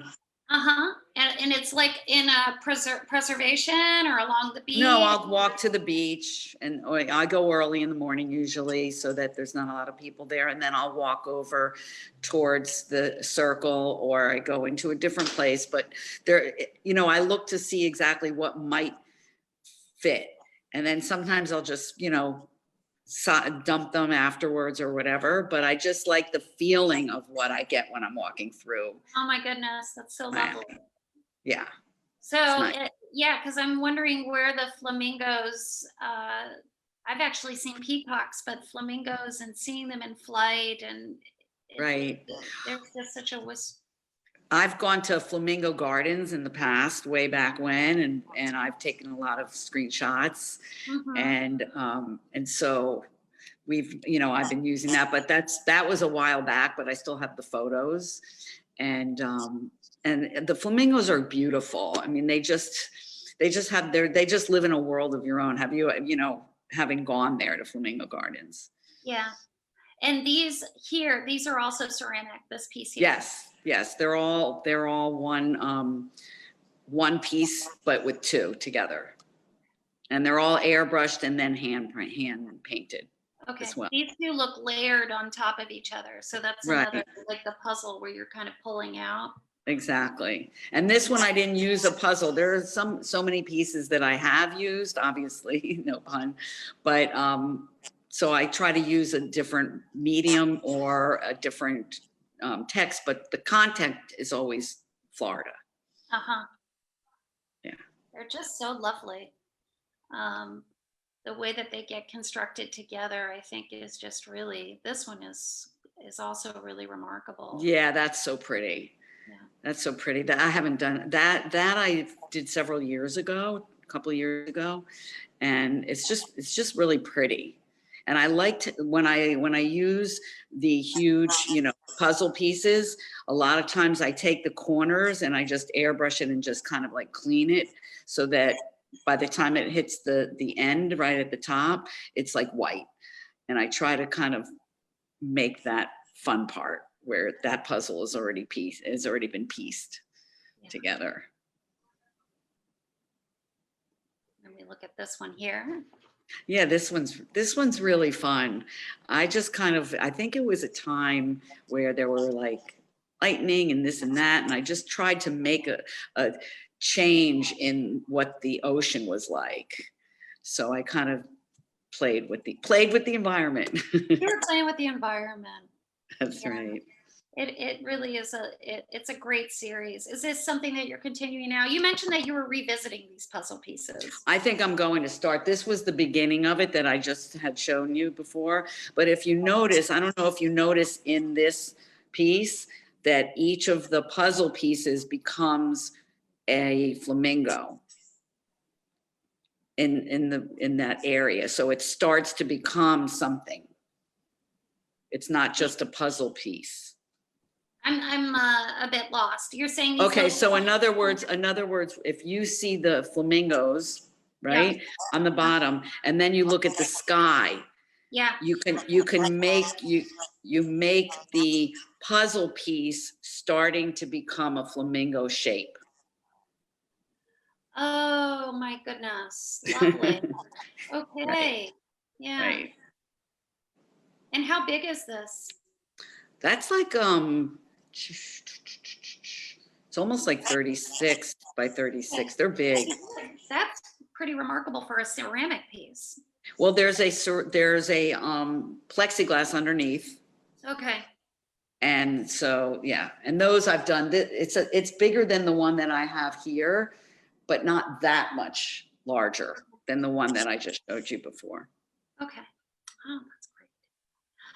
Okay, so I'm going to ask you the question that I've been asking everyone, because I would love, I think it's a great opportunity for us to open up the conversation to see how things are going around us. I would love for you to speak about the art community here in Fort Lauderdale, the things that you see and that you do in terms of, the art world in Fort Lauderdale.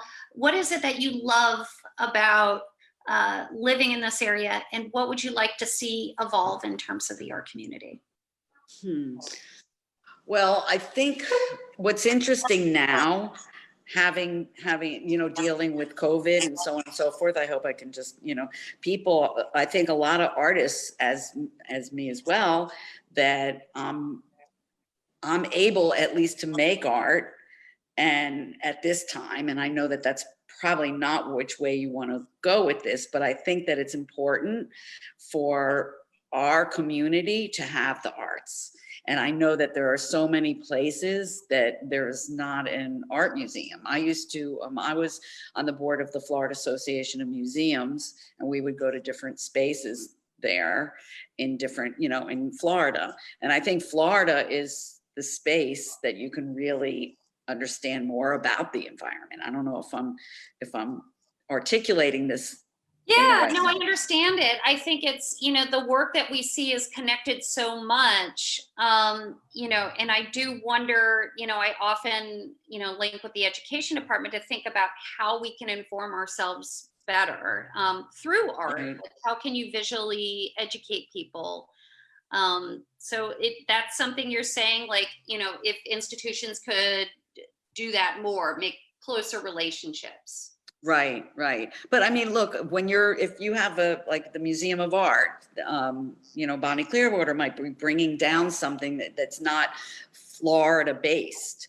So art is just really being just the beholder, whoever, whatever they want, and whatever that artist is important to them to be able to showcase work. So, there's Milagros, they're amazing. It's not a Florida based work of art, but it's, so I think that each artist has its own aesthetic, and so that's really the way that I'm looking at it. I'm looking at it through the eyes of the environment. Yeah. I think it's, that is one of the challenges is, there, especially during COVID, how can we support local artists? What can we do to help propel local artists, and the organizations? Like, absolutely. How are we able to survive through all of this? Is definitely, something that we all want to improve upon. Right. I think, well, this is, I always try to, think about the universe and so on and so forth. So for me, it's helpful because I'm able to make art at home. And I think that making art inside your home or in a safe space, you at least get that opportunity. And I know that right now, everybody is really virtually, usually not going to work in their home. They're working from home. So I'm working from home, but I love working from home because I'm making art. Yeah. I noticed a lot in the exhibition that there were many pieces very specific to the pandemic. And that's something that I, really remarked on as I was installing. you know, just some real beauty that came out of it. Labor, just really laborious pieces came out, pieces Right. that everybody just, because they were finally able to have time. Exactly. You know, I mean, it really is, it's a weird way of thinking about it, but you Right. finally were in your home and you were focused and, Yep. you know, or, you know, there were pieces that were like the world is crashing around us, you know? Right. So Well, I try to trust, I try to trust the universe. So I kind of look at it on the positive way, but you know, I know a lot of people that, you know, that it's hard, that it's difficult, you know, but I have some other work from way back when where I cut out these, I have some pieces where I actually cut out a piece of a flying, I'll send them over to you at another yeah. time. But Well, you showed me flamingo, about the piece with the orange was like, that was a pretty right, because that's, remarkable. yeah, that was so interesting, because I think that's what artists are looking at. They're looking at their past, or they're looking at and something that happened to them, and they might need to be able to put that together in a physical space. So, and you know, and that's kind of what I was doing before. And then I only use kosher clay piece, which was kind of interesting. That is interesting. But now I'm really involved with the puzzle pieces now. So. Yeah. Yeah. I think there's a lot of work that's very personal, but you know, people identify with it, and then it becomes, you know, so it's like you're working on ideas, but then there's so many different layers and levels that are attributed to it, Right. that connects us all together. And Right. um, And what's really, the content? And what's the content? yeah, like what are they meaning? It's something, it's a personal experience, but somehow, you know, it becomes about something that people can relate to and think about. Right. You know, which is really special. And I think the way that you think about, you know, playing with the environment, you know, the really what is around us, and stopping and Right. taking a look and really paying attention to what already. I mean, I think of how often I go to the beach. I mean, I really Right. don't go that often, and I'm a newbie here, so I moved here for the beach. Where did you come from? I was in New York for 15 years, and Wow. and then I went to Mexico for 2 years, Right.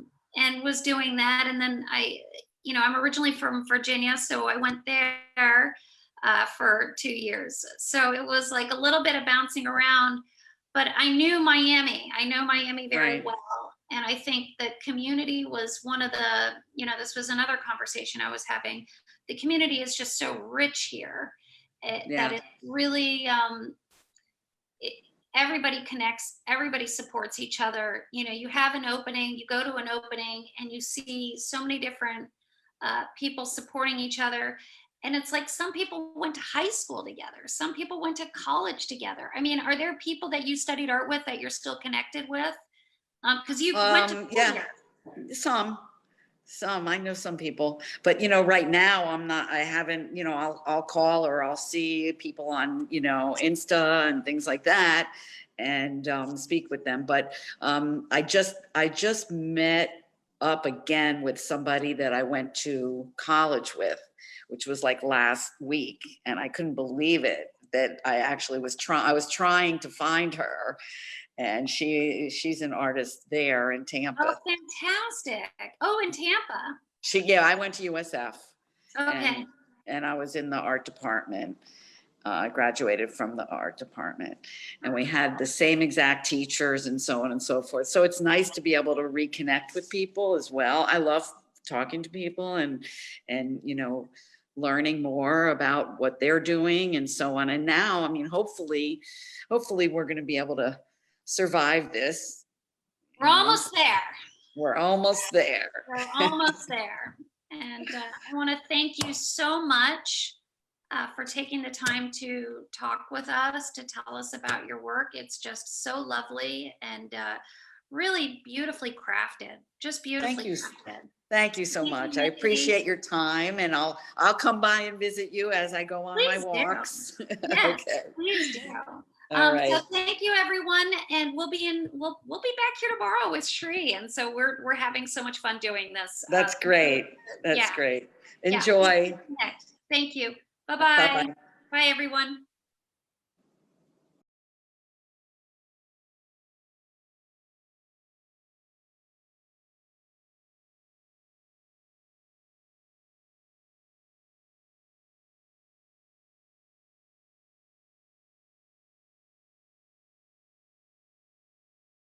Good afternoon, everyone. Thank you so much for checking in with us for our Facebook Live Art Talks that we've been doing daily this week in conjunction with the Fort Lauderdale Art and Design Week and the wonderful events they've been planning. You can learn more about what they're doing at ftladw.com. And so we're on day 4 with Sri Prabha. If you would like to say hello, Sri. Hi, Megan. Hi, everybody. Such a pleasure to have you with us today. We're just thrilled for you to take the time with us. I wanted to mention a few things real quick so I don't forget. We are going to do, this is in conjunction with our exhibition, the 2020 Florida Biennial. That's on view through February 20th. And we're going to have a reception on January 30th from 5 to 8 p.m. It's going to be at limited capacity. So please, if you're interested in coming to the reception, you can RSVP online so that we can know to plan your visit and can expect you. And yeah, we also have free family days every 3rd Sunday. Those are fantastic days where we have activities for the family, and it's free for visitors.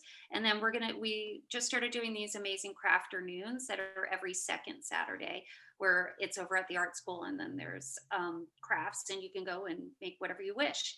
So check out our website, artandculturecenter.org, for all of the wonderful things that we have planned at the Art and Culture Center.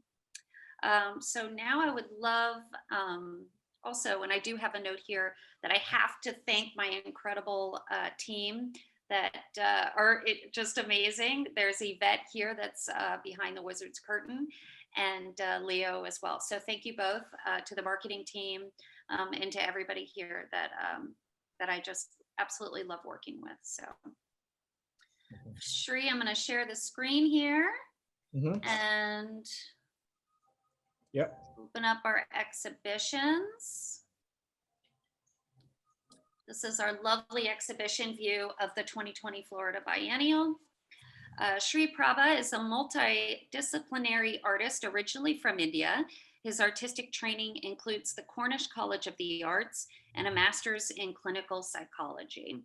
His research across ecology, geology, spirituality, and science manifests across a range of mediums that include installations, video, sculptural, paintings, public art, and photo-based works. He integrates into his aesthetic process tenets of geography, nature, time, human origins, and the cosmos. Prabha asks how our intellectual understandings compare with our emotional responses to scientific discoveries. Sri Prabha has exhibited at the Florida Prize 2019 at the Orlando Museum of Art, won the 2016 South Florida Cultural Consortium Fellowship, and was named Best Visual Artist 2015 and included in 10 Visual Artists You Need to Know by the Broward Palm Beach New Times. Congratulations. Thank you. Combining his, yeah, you're, congratulations just on being amazing. Combining his love of travel, exploration, and science, Sri is constantly pursuing new ways of looking at the natural world and how we connect to it. I'm so excited to talk to you. Thank you. We have been speaking about doing a studio visit for a long time. So just as everybody knows, I'm getting a wonderful introduction to your work today as well. Thank you. Yeah, it's been good working with you and getting to know you as well over the last year or so. Yeah. Good. So first, let's take a look at this.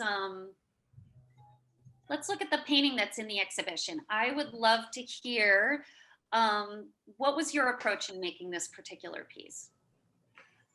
So, the idea of how we are very much part of nature and not separate from it, um, and the ability for us to dream, go in and out of dreams, and make what comes into our dreams real was the idea behind this. This piece is called Dreams Made Real. So, um, for me, it's very much about having time to really explore and expand what it is that we've already assimilated or know through our past histories.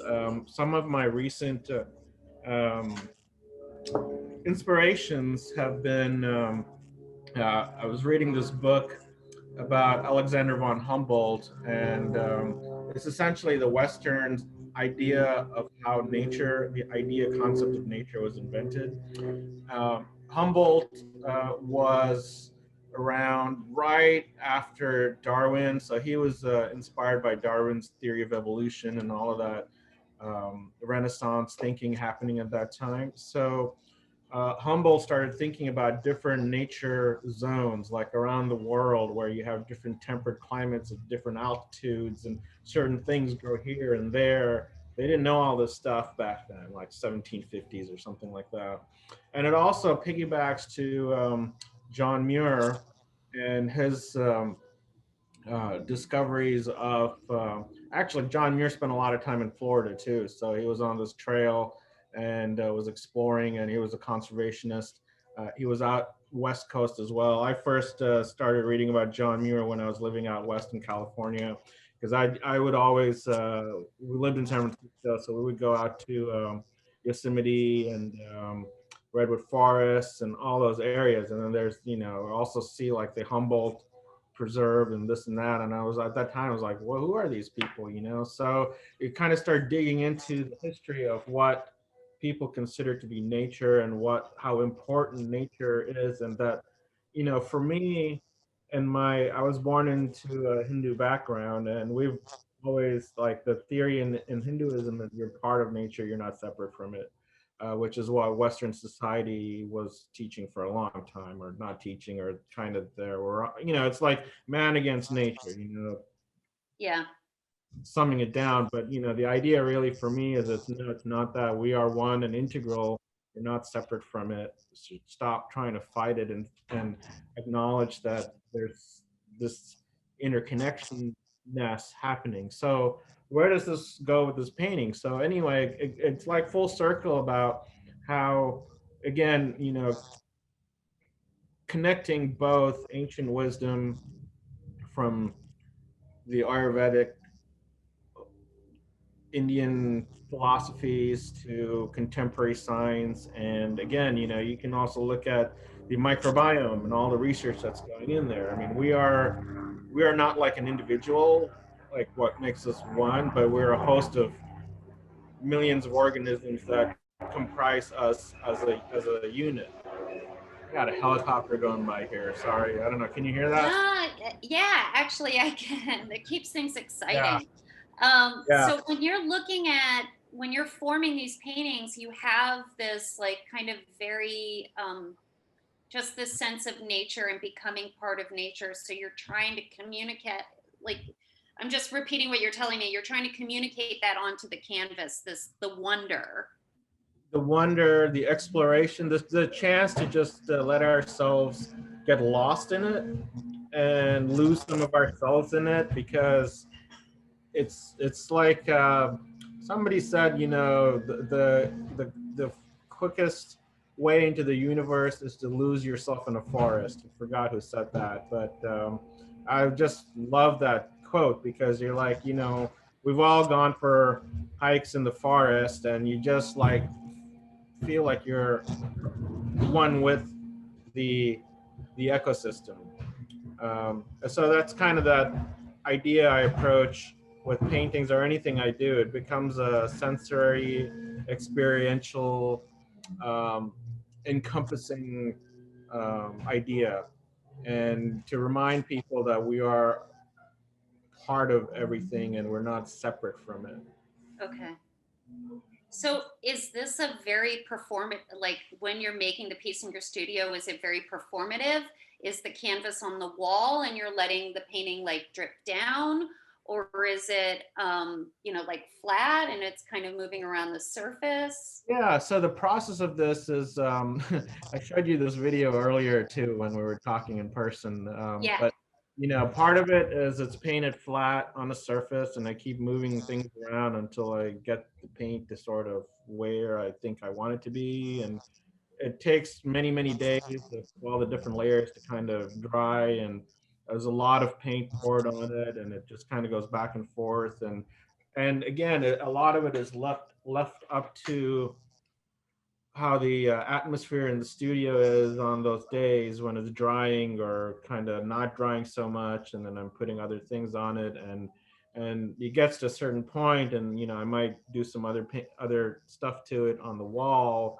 And then also what I did with this painting too is, in a way, it's kind of like, what happens if like this thing had a life of its own as well? Like it's doing things, then when I'm not looking at it, it's kind of has its own secret life. So I put it in the pool and kind of pretended it went swimming for a while when I wasn't around.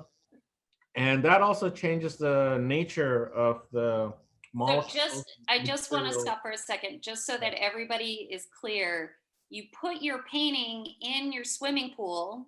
Yes. And you let the water, you let the and the chemicals, right? Like you let the chemicals kind of change really the color. So if you think about it, I've swam in the pool, so there's some of my molecules, atoms, whatever, in the pool, and that commingles with the paint. I mean, first of all, the painting was, cured and dried already, so it's not like the paint is like leaking all over the pool. Don't do, because then it becomes a big mess.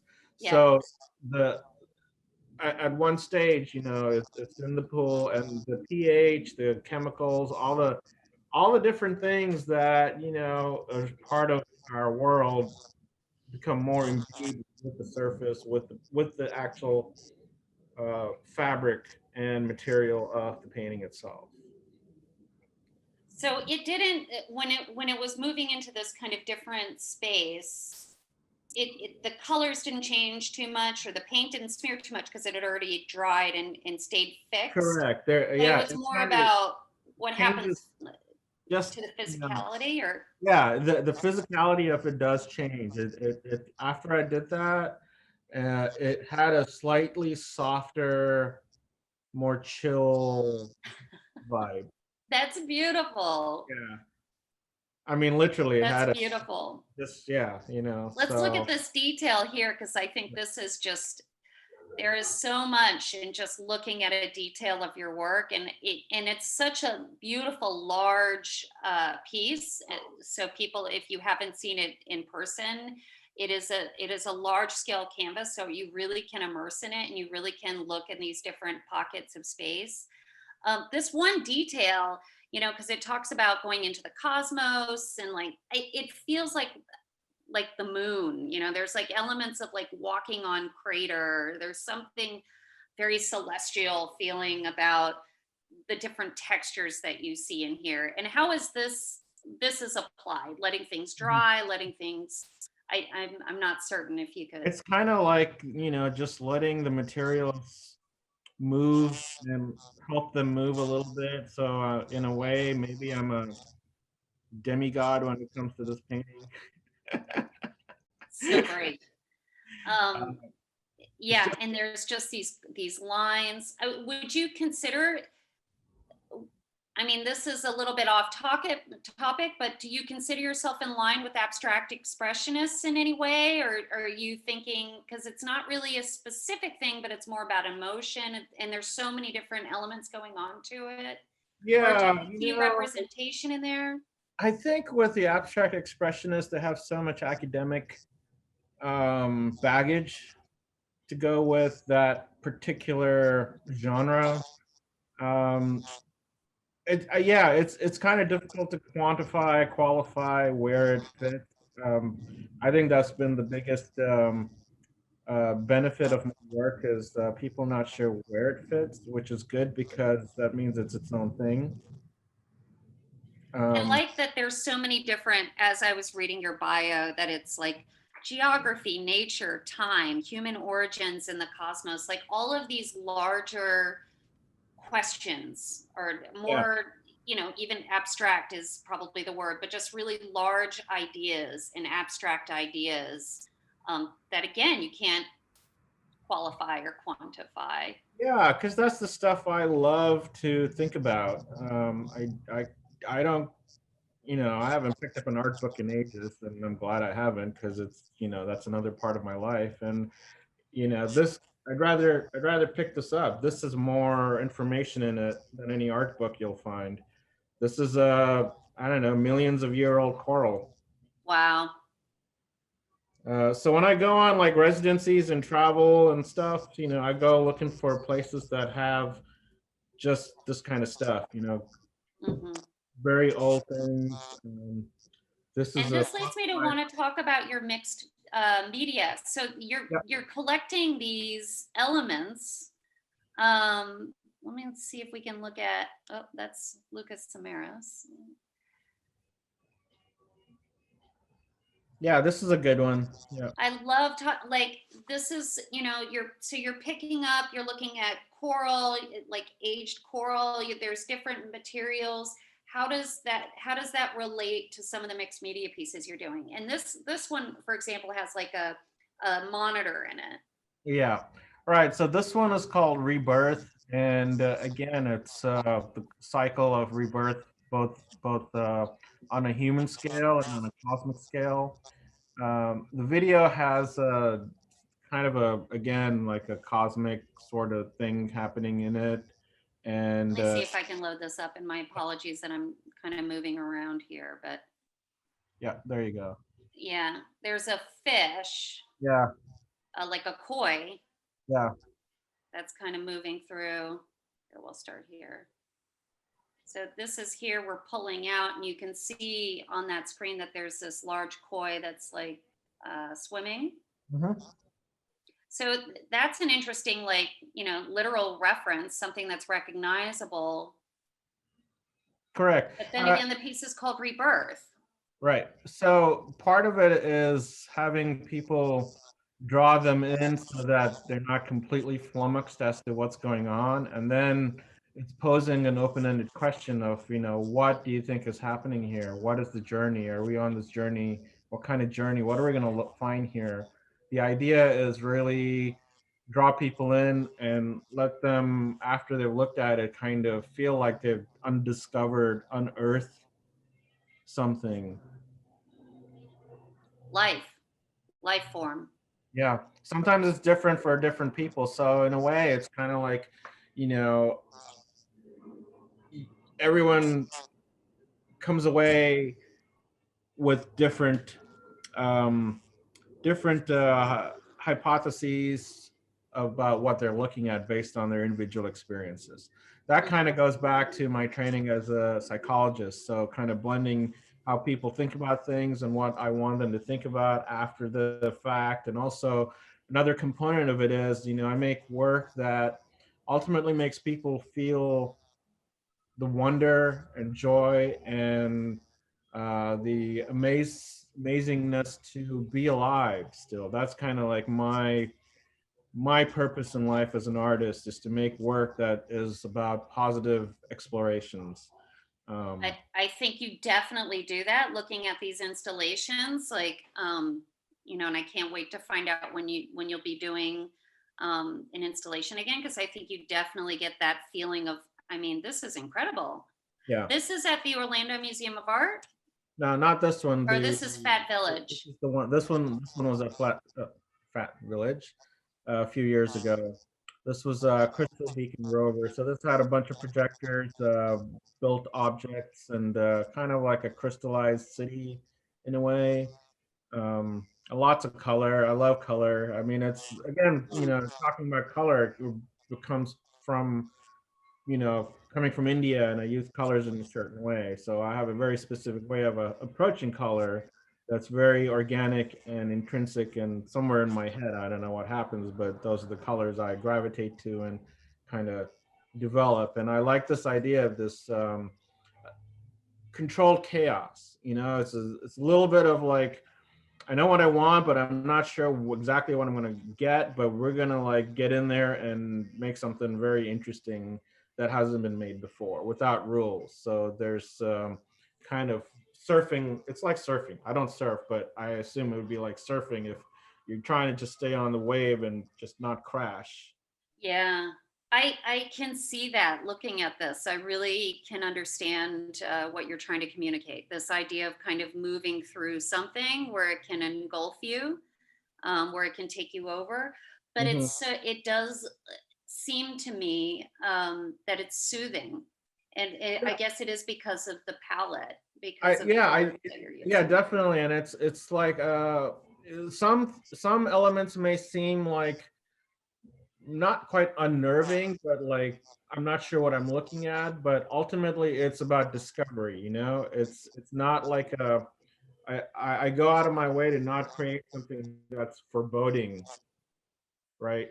But I do create things that are like I'm not sure what I'm looking at, but I can sit with it and I can kind of explore what's underneath the surface in a way.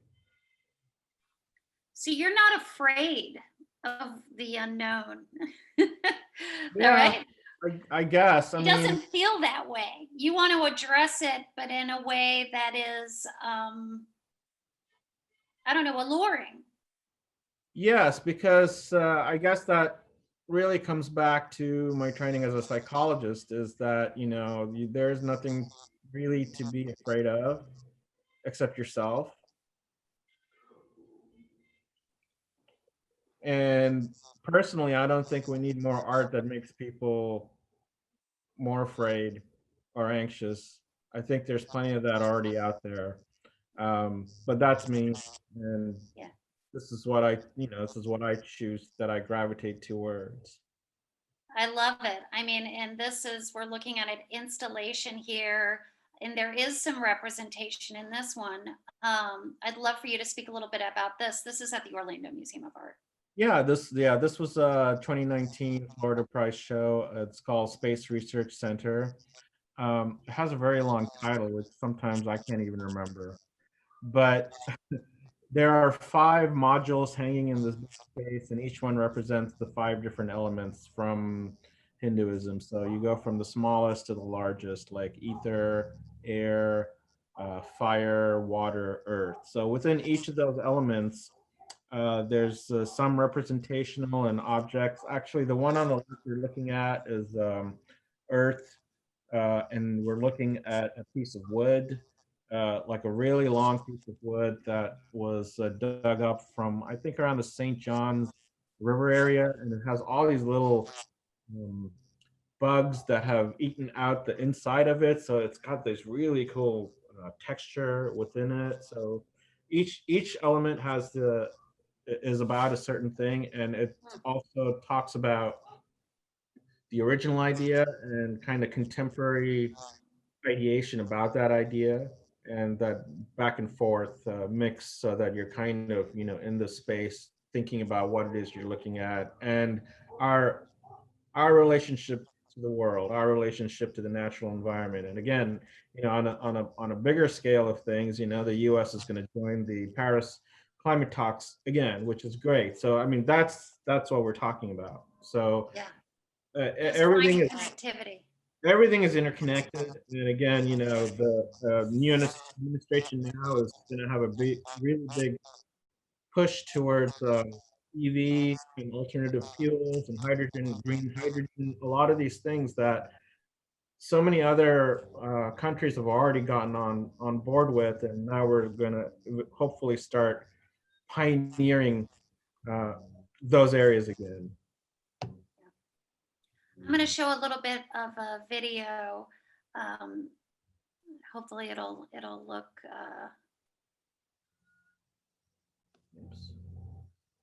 This is at the Orlando Museum of Art. So I'll do this, and we can see it. And then there's a structure that you can walk into it as well, and there's other things happening within the structure as well. So there's a world within a world. And I kind of like doing these little things. I did the same thing at the Young at Art Museum as well. It was like going into a cave, and then there was another cave within a cave. So everything's constantly moving and things are just, nothing is stagnant, nothing is still. So you've got this feeling of perpetual constant movement, like the universe. The universe is constantly moving. And you see some people coming out of the interior structure again.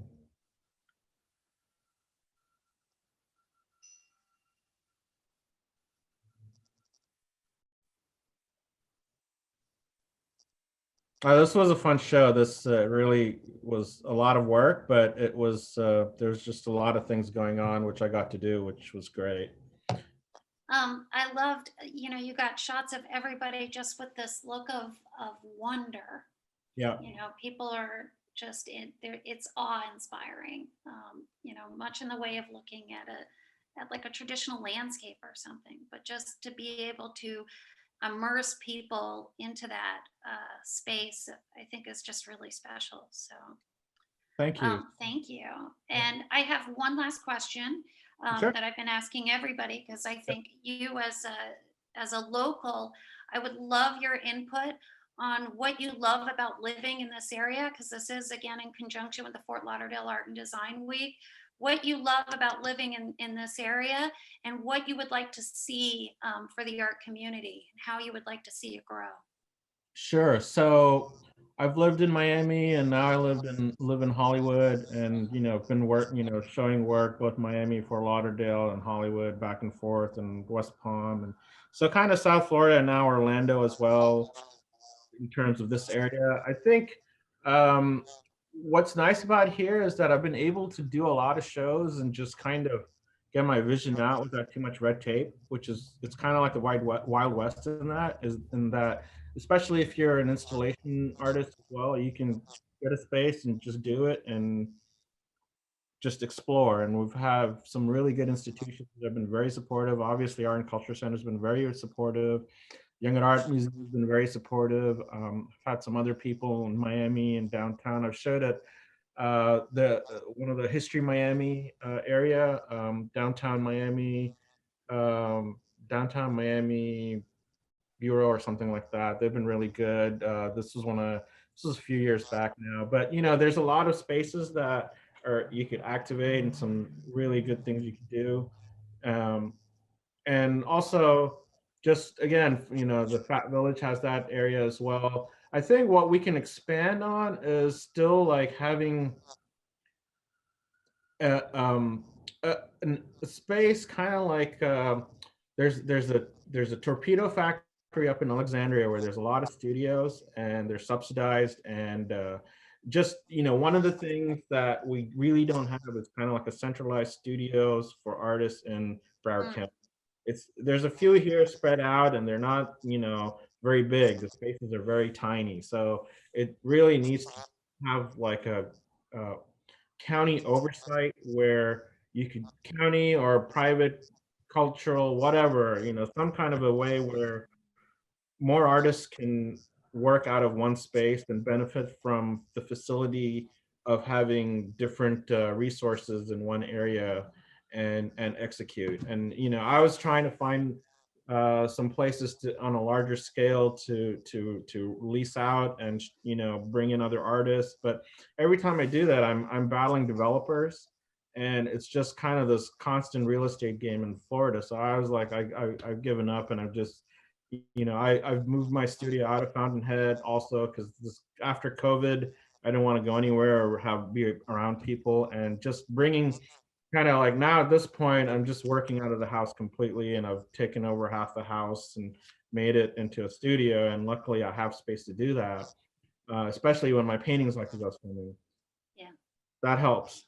But we really could use a large building and have 50 artists in one space. Like Chicago has a great space. Mana Contemporary has like 100 artists in one old place that was like a AT&T or some kind of center, and they have like 9 floors and everyone's in one space, which is, you had a nice has a nice camaraderie. I miss that. I miss being around people. I'm very gregarious. So this whole thing has been kind of, this COVID thing has been kind of super annoying because it's like, it's hard to go meet people and hang out and just kind of explore ideas. I love doing that, talking to people and artists and non-artists. That's been a real issue. And so I think there's room for improvement along those lines. I agree with you. I think when I see these collected spaces, it's everybody promoting each other.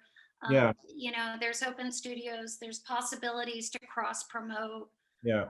But so there's that end of it, but then the constructive criticism, so that you're not in a box. You've got people to speak with about your work. You have a place to grow. You have somebody to comment on everything around us. Yeah. Because your work is so informed by what's around you. So the ability to be able to have that community, I think that's a very, very good point. So I appreciate you bringing that to mind.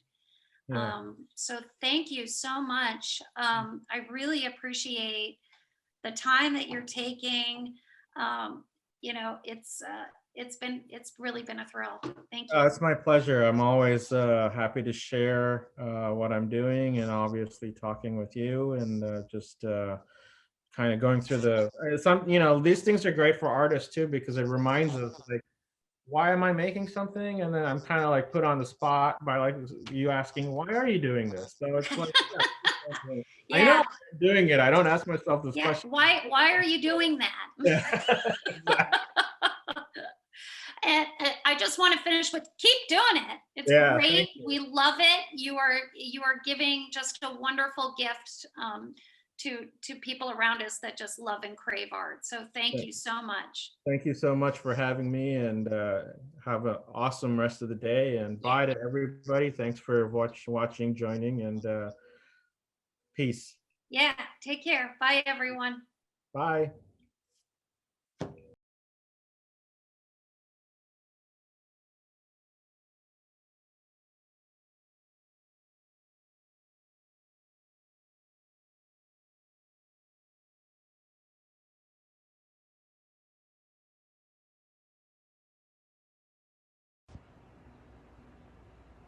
Hi, so we are in for such a treat today.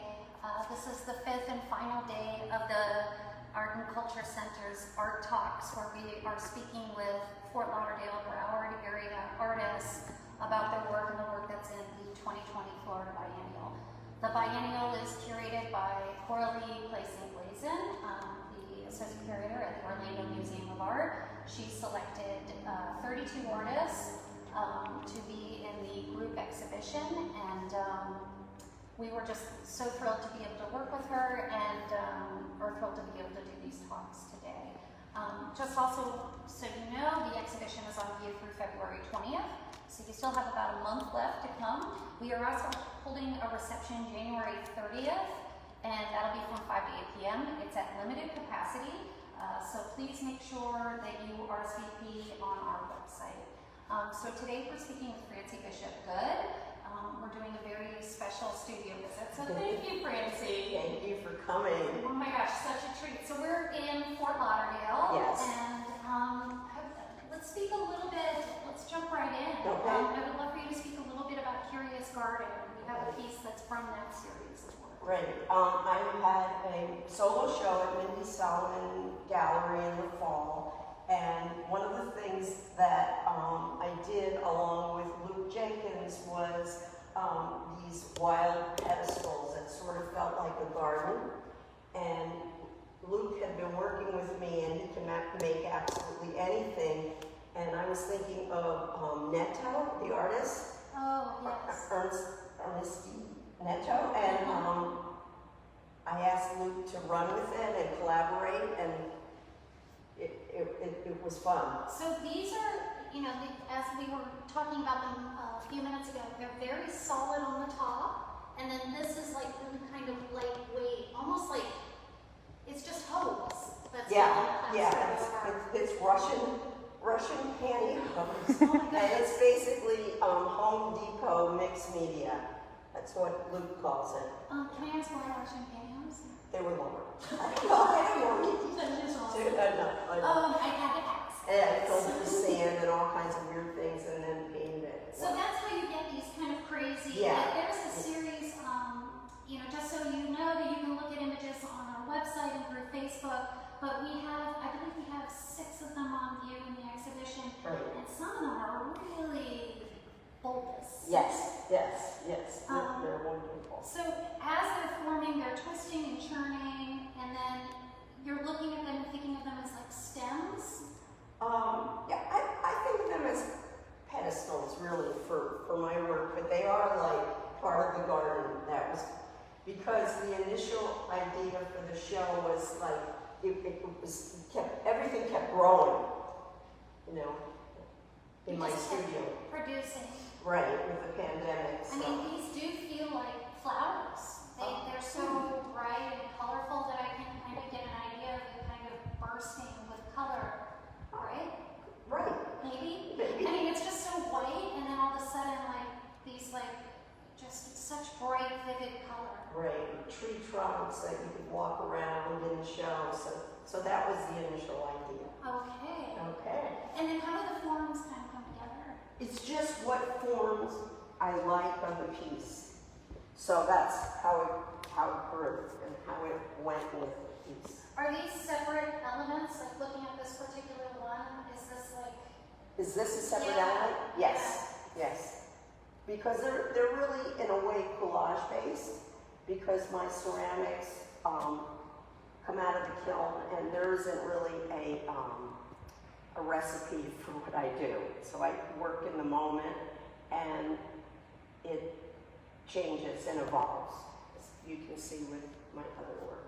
So it doesn't, and we can look at some of these pieces here, it doesn't, I'm sure I'm not seeing in front of you. You don't know when you first started. No, I don't want to know. That would be so boring. Yeah, it's the same as my paintings. It evolves. And then they eventually get married to a painting. Sometimes they get divorced, but yeah, and those are my parents. And no, I don't know. That's part of the excitement. It's keeping it really fresh and in the moment. It's very organic. Yeah. And, So you kind of start off with this moment that I love that you can see. I wish you could see these in person, so you'll have to come to the center to see these in person. If you can really get a sense of like your hands, Right. getting in and grabbing and pulling and stretching. You know, there's moments with thumbprints that kind of, and then here you can see this great, this is the original clay. So it's like you kind of leave some natural parts out. Right.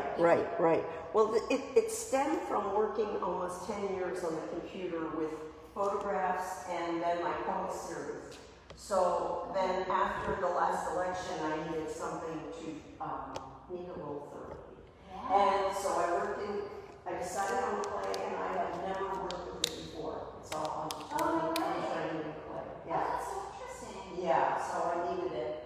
And now I just... So all of these pieces are in the last 4 years, 3 years? Yes, this is just 2017. Okay. Yeah.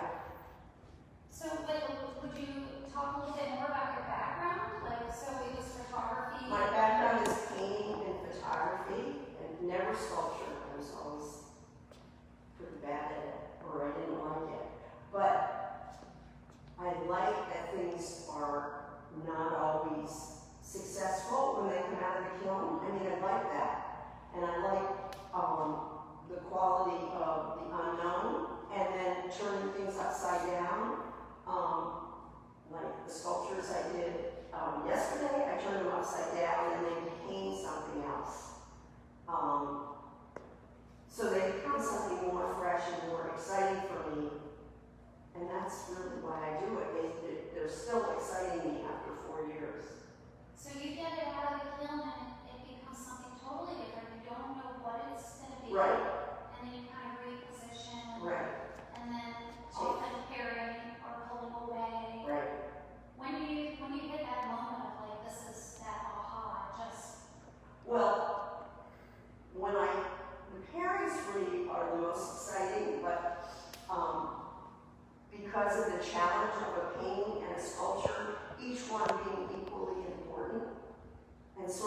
balancing each other, but yet contrasting each other. So it's been the most difficult series I've worked in my whole life, but I love doing it. I love the challenge, and they feel a little different to me than other things I've seen. I've seen a lot more. Yeah. So that's why I'm doing it. What do you, I would love you to elaborate, like, are there specific influences or things that kind of brought you to this point? Well, Particular artists? yeah, there's artists that I love, but I'm not sure how much they influence my actual work. I mean, I love Sterling Ruby. When I first started, I looked up, you know, I really taught myself what was out there as far as images. So there was Prabha, Ken Price, of course, who worked with acrylic. So these are not glazed, you know, so it's not a traditional ceramic. I guess I'm just not traditional. You're not traditional. You are not traditional. Yeah. So they come out of the plane, out of the kiln, Yeah. and then you paint them just straight acrylic, no glaze. First, there's no real rules. So this might have gotten put together with one of the colors already done, and that might influence. So it's just really like painting. It's wild because we were just talking to Mindy 2 days ago. Yeah. And it's the similar approach of just painting, no glaze, but a straight paint on the She does ceramics. underglaze, I think. No? I asked her about glazing. She just said it was just a fresh paint. Oh. Yeah, and I think what it does is it really gives, I mean, obviously it gives this like really matte kind of appearance. Right. Especially for something so textural. Right. So I think it makes sense. Like if it were glazed, you know, I think you would lose some of the wonderful, you know. The freshness. Yeah. And this space here, I did with some grandchildren, and this was done with those, I forget what they're called, those sticky things that stick on, those sticky sticks, what are they called? Wiki sticks. Oh my goodness. So there's wiki sticks underneath.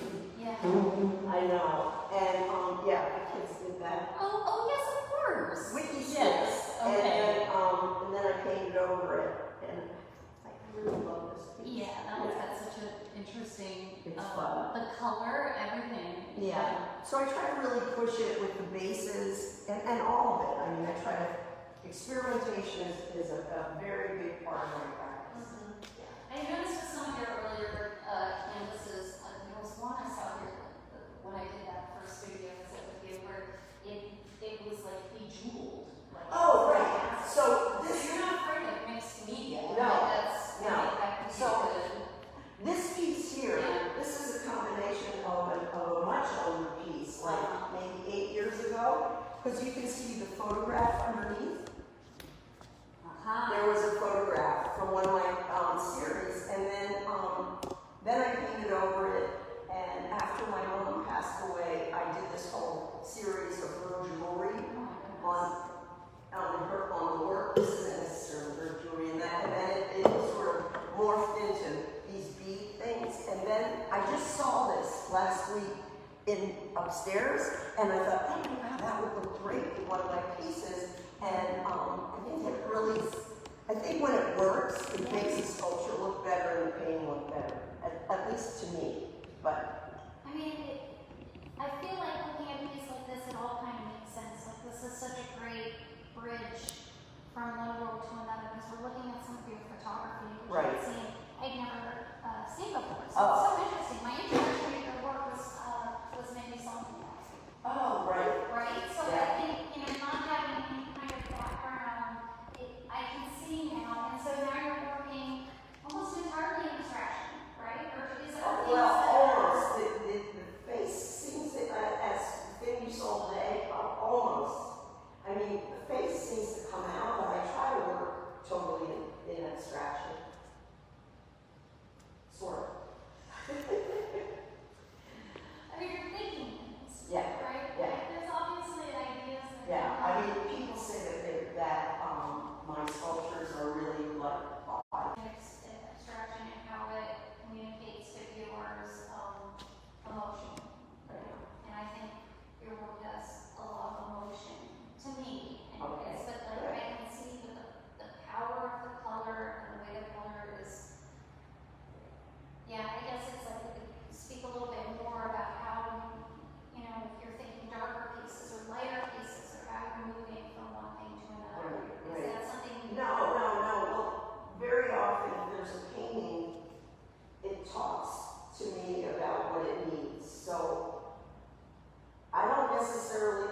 work for, I don't make my work for the painting or make the painting for the sculpture.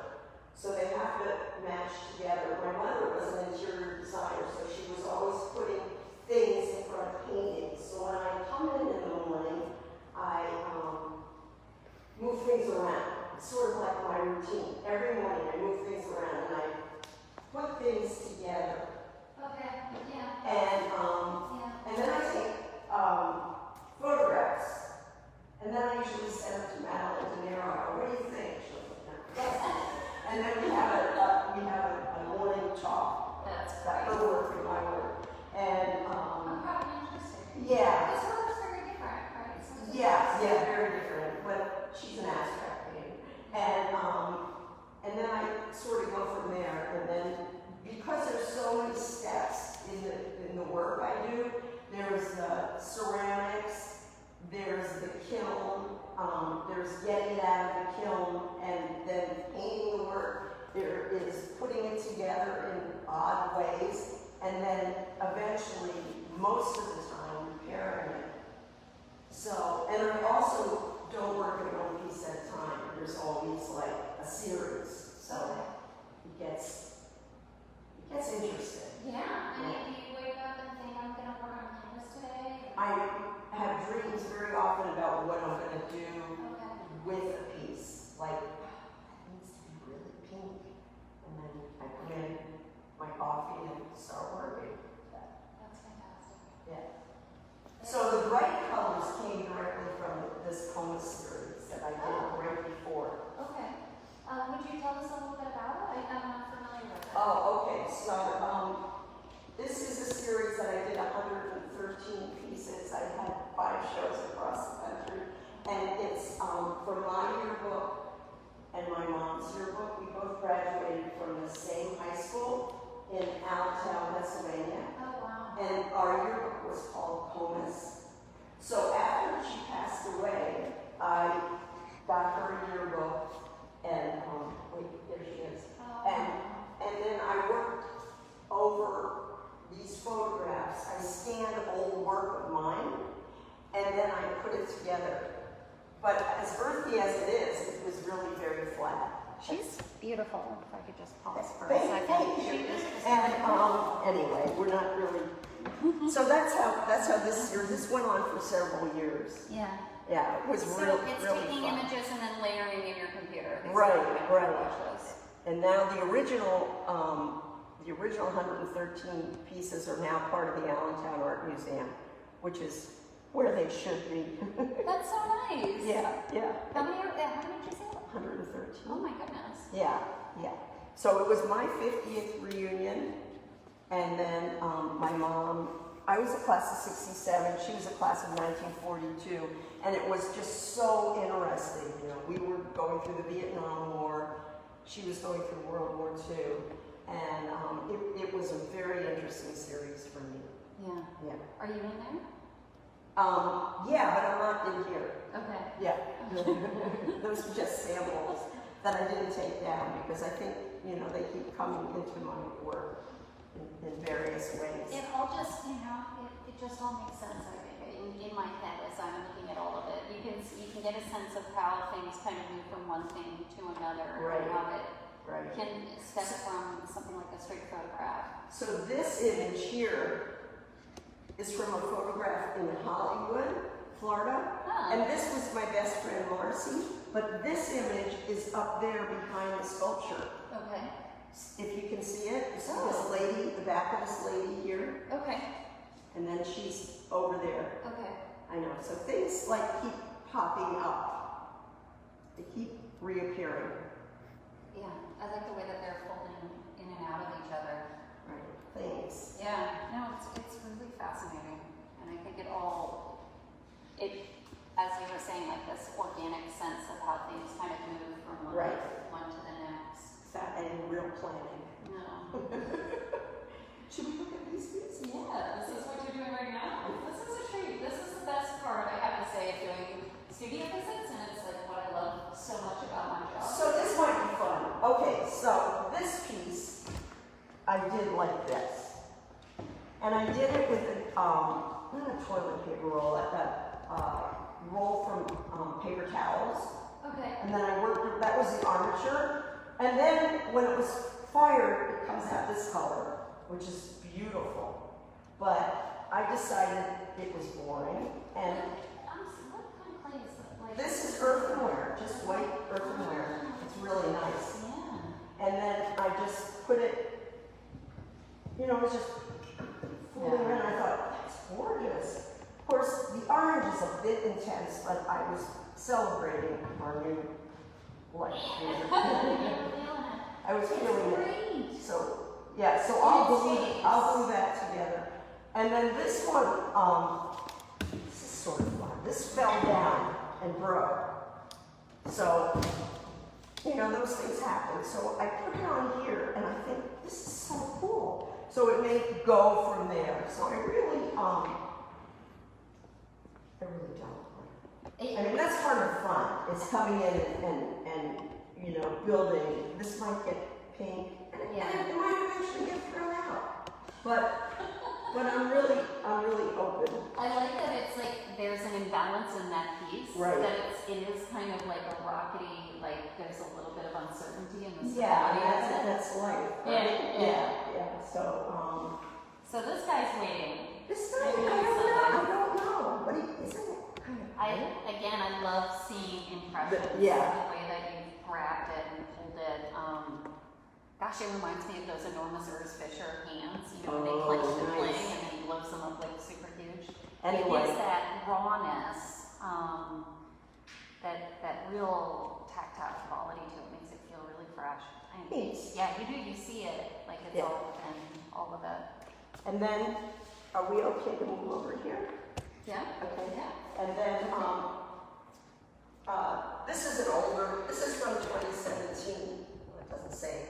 But, and this was a painting that I fought with and worked on for maybe 5 years, and finally I just painted it out, and then I just put these together this week, and I really like that. Yeah.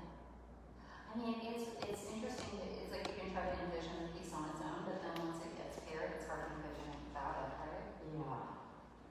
I remembered seeing some of these pieces at the Mindy Sullivan Gallery and thinking that it just was just really striking because it's not.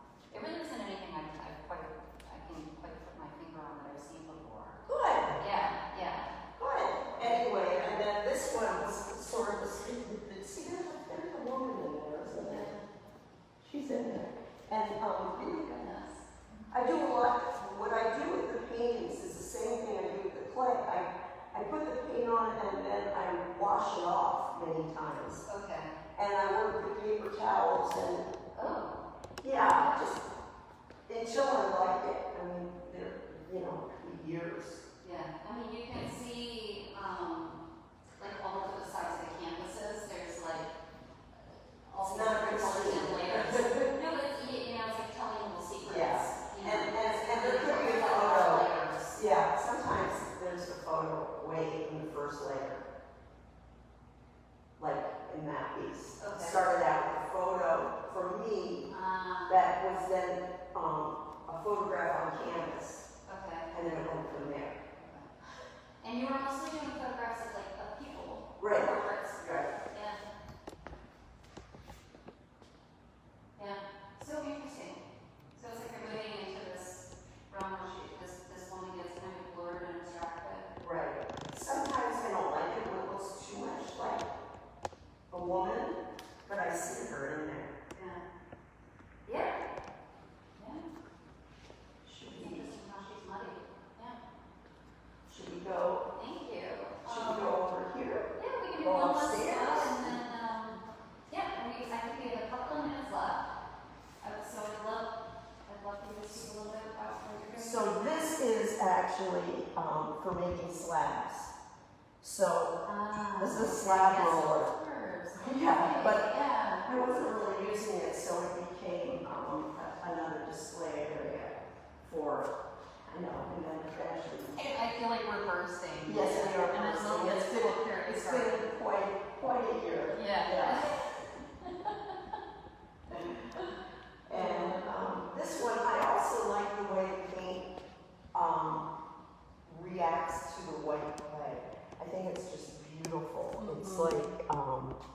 it's like a watercolor, or I don't know, these sort of the ivory colors. I like these a lot. It's funny because once you mention paper towel, now I feel like I can see.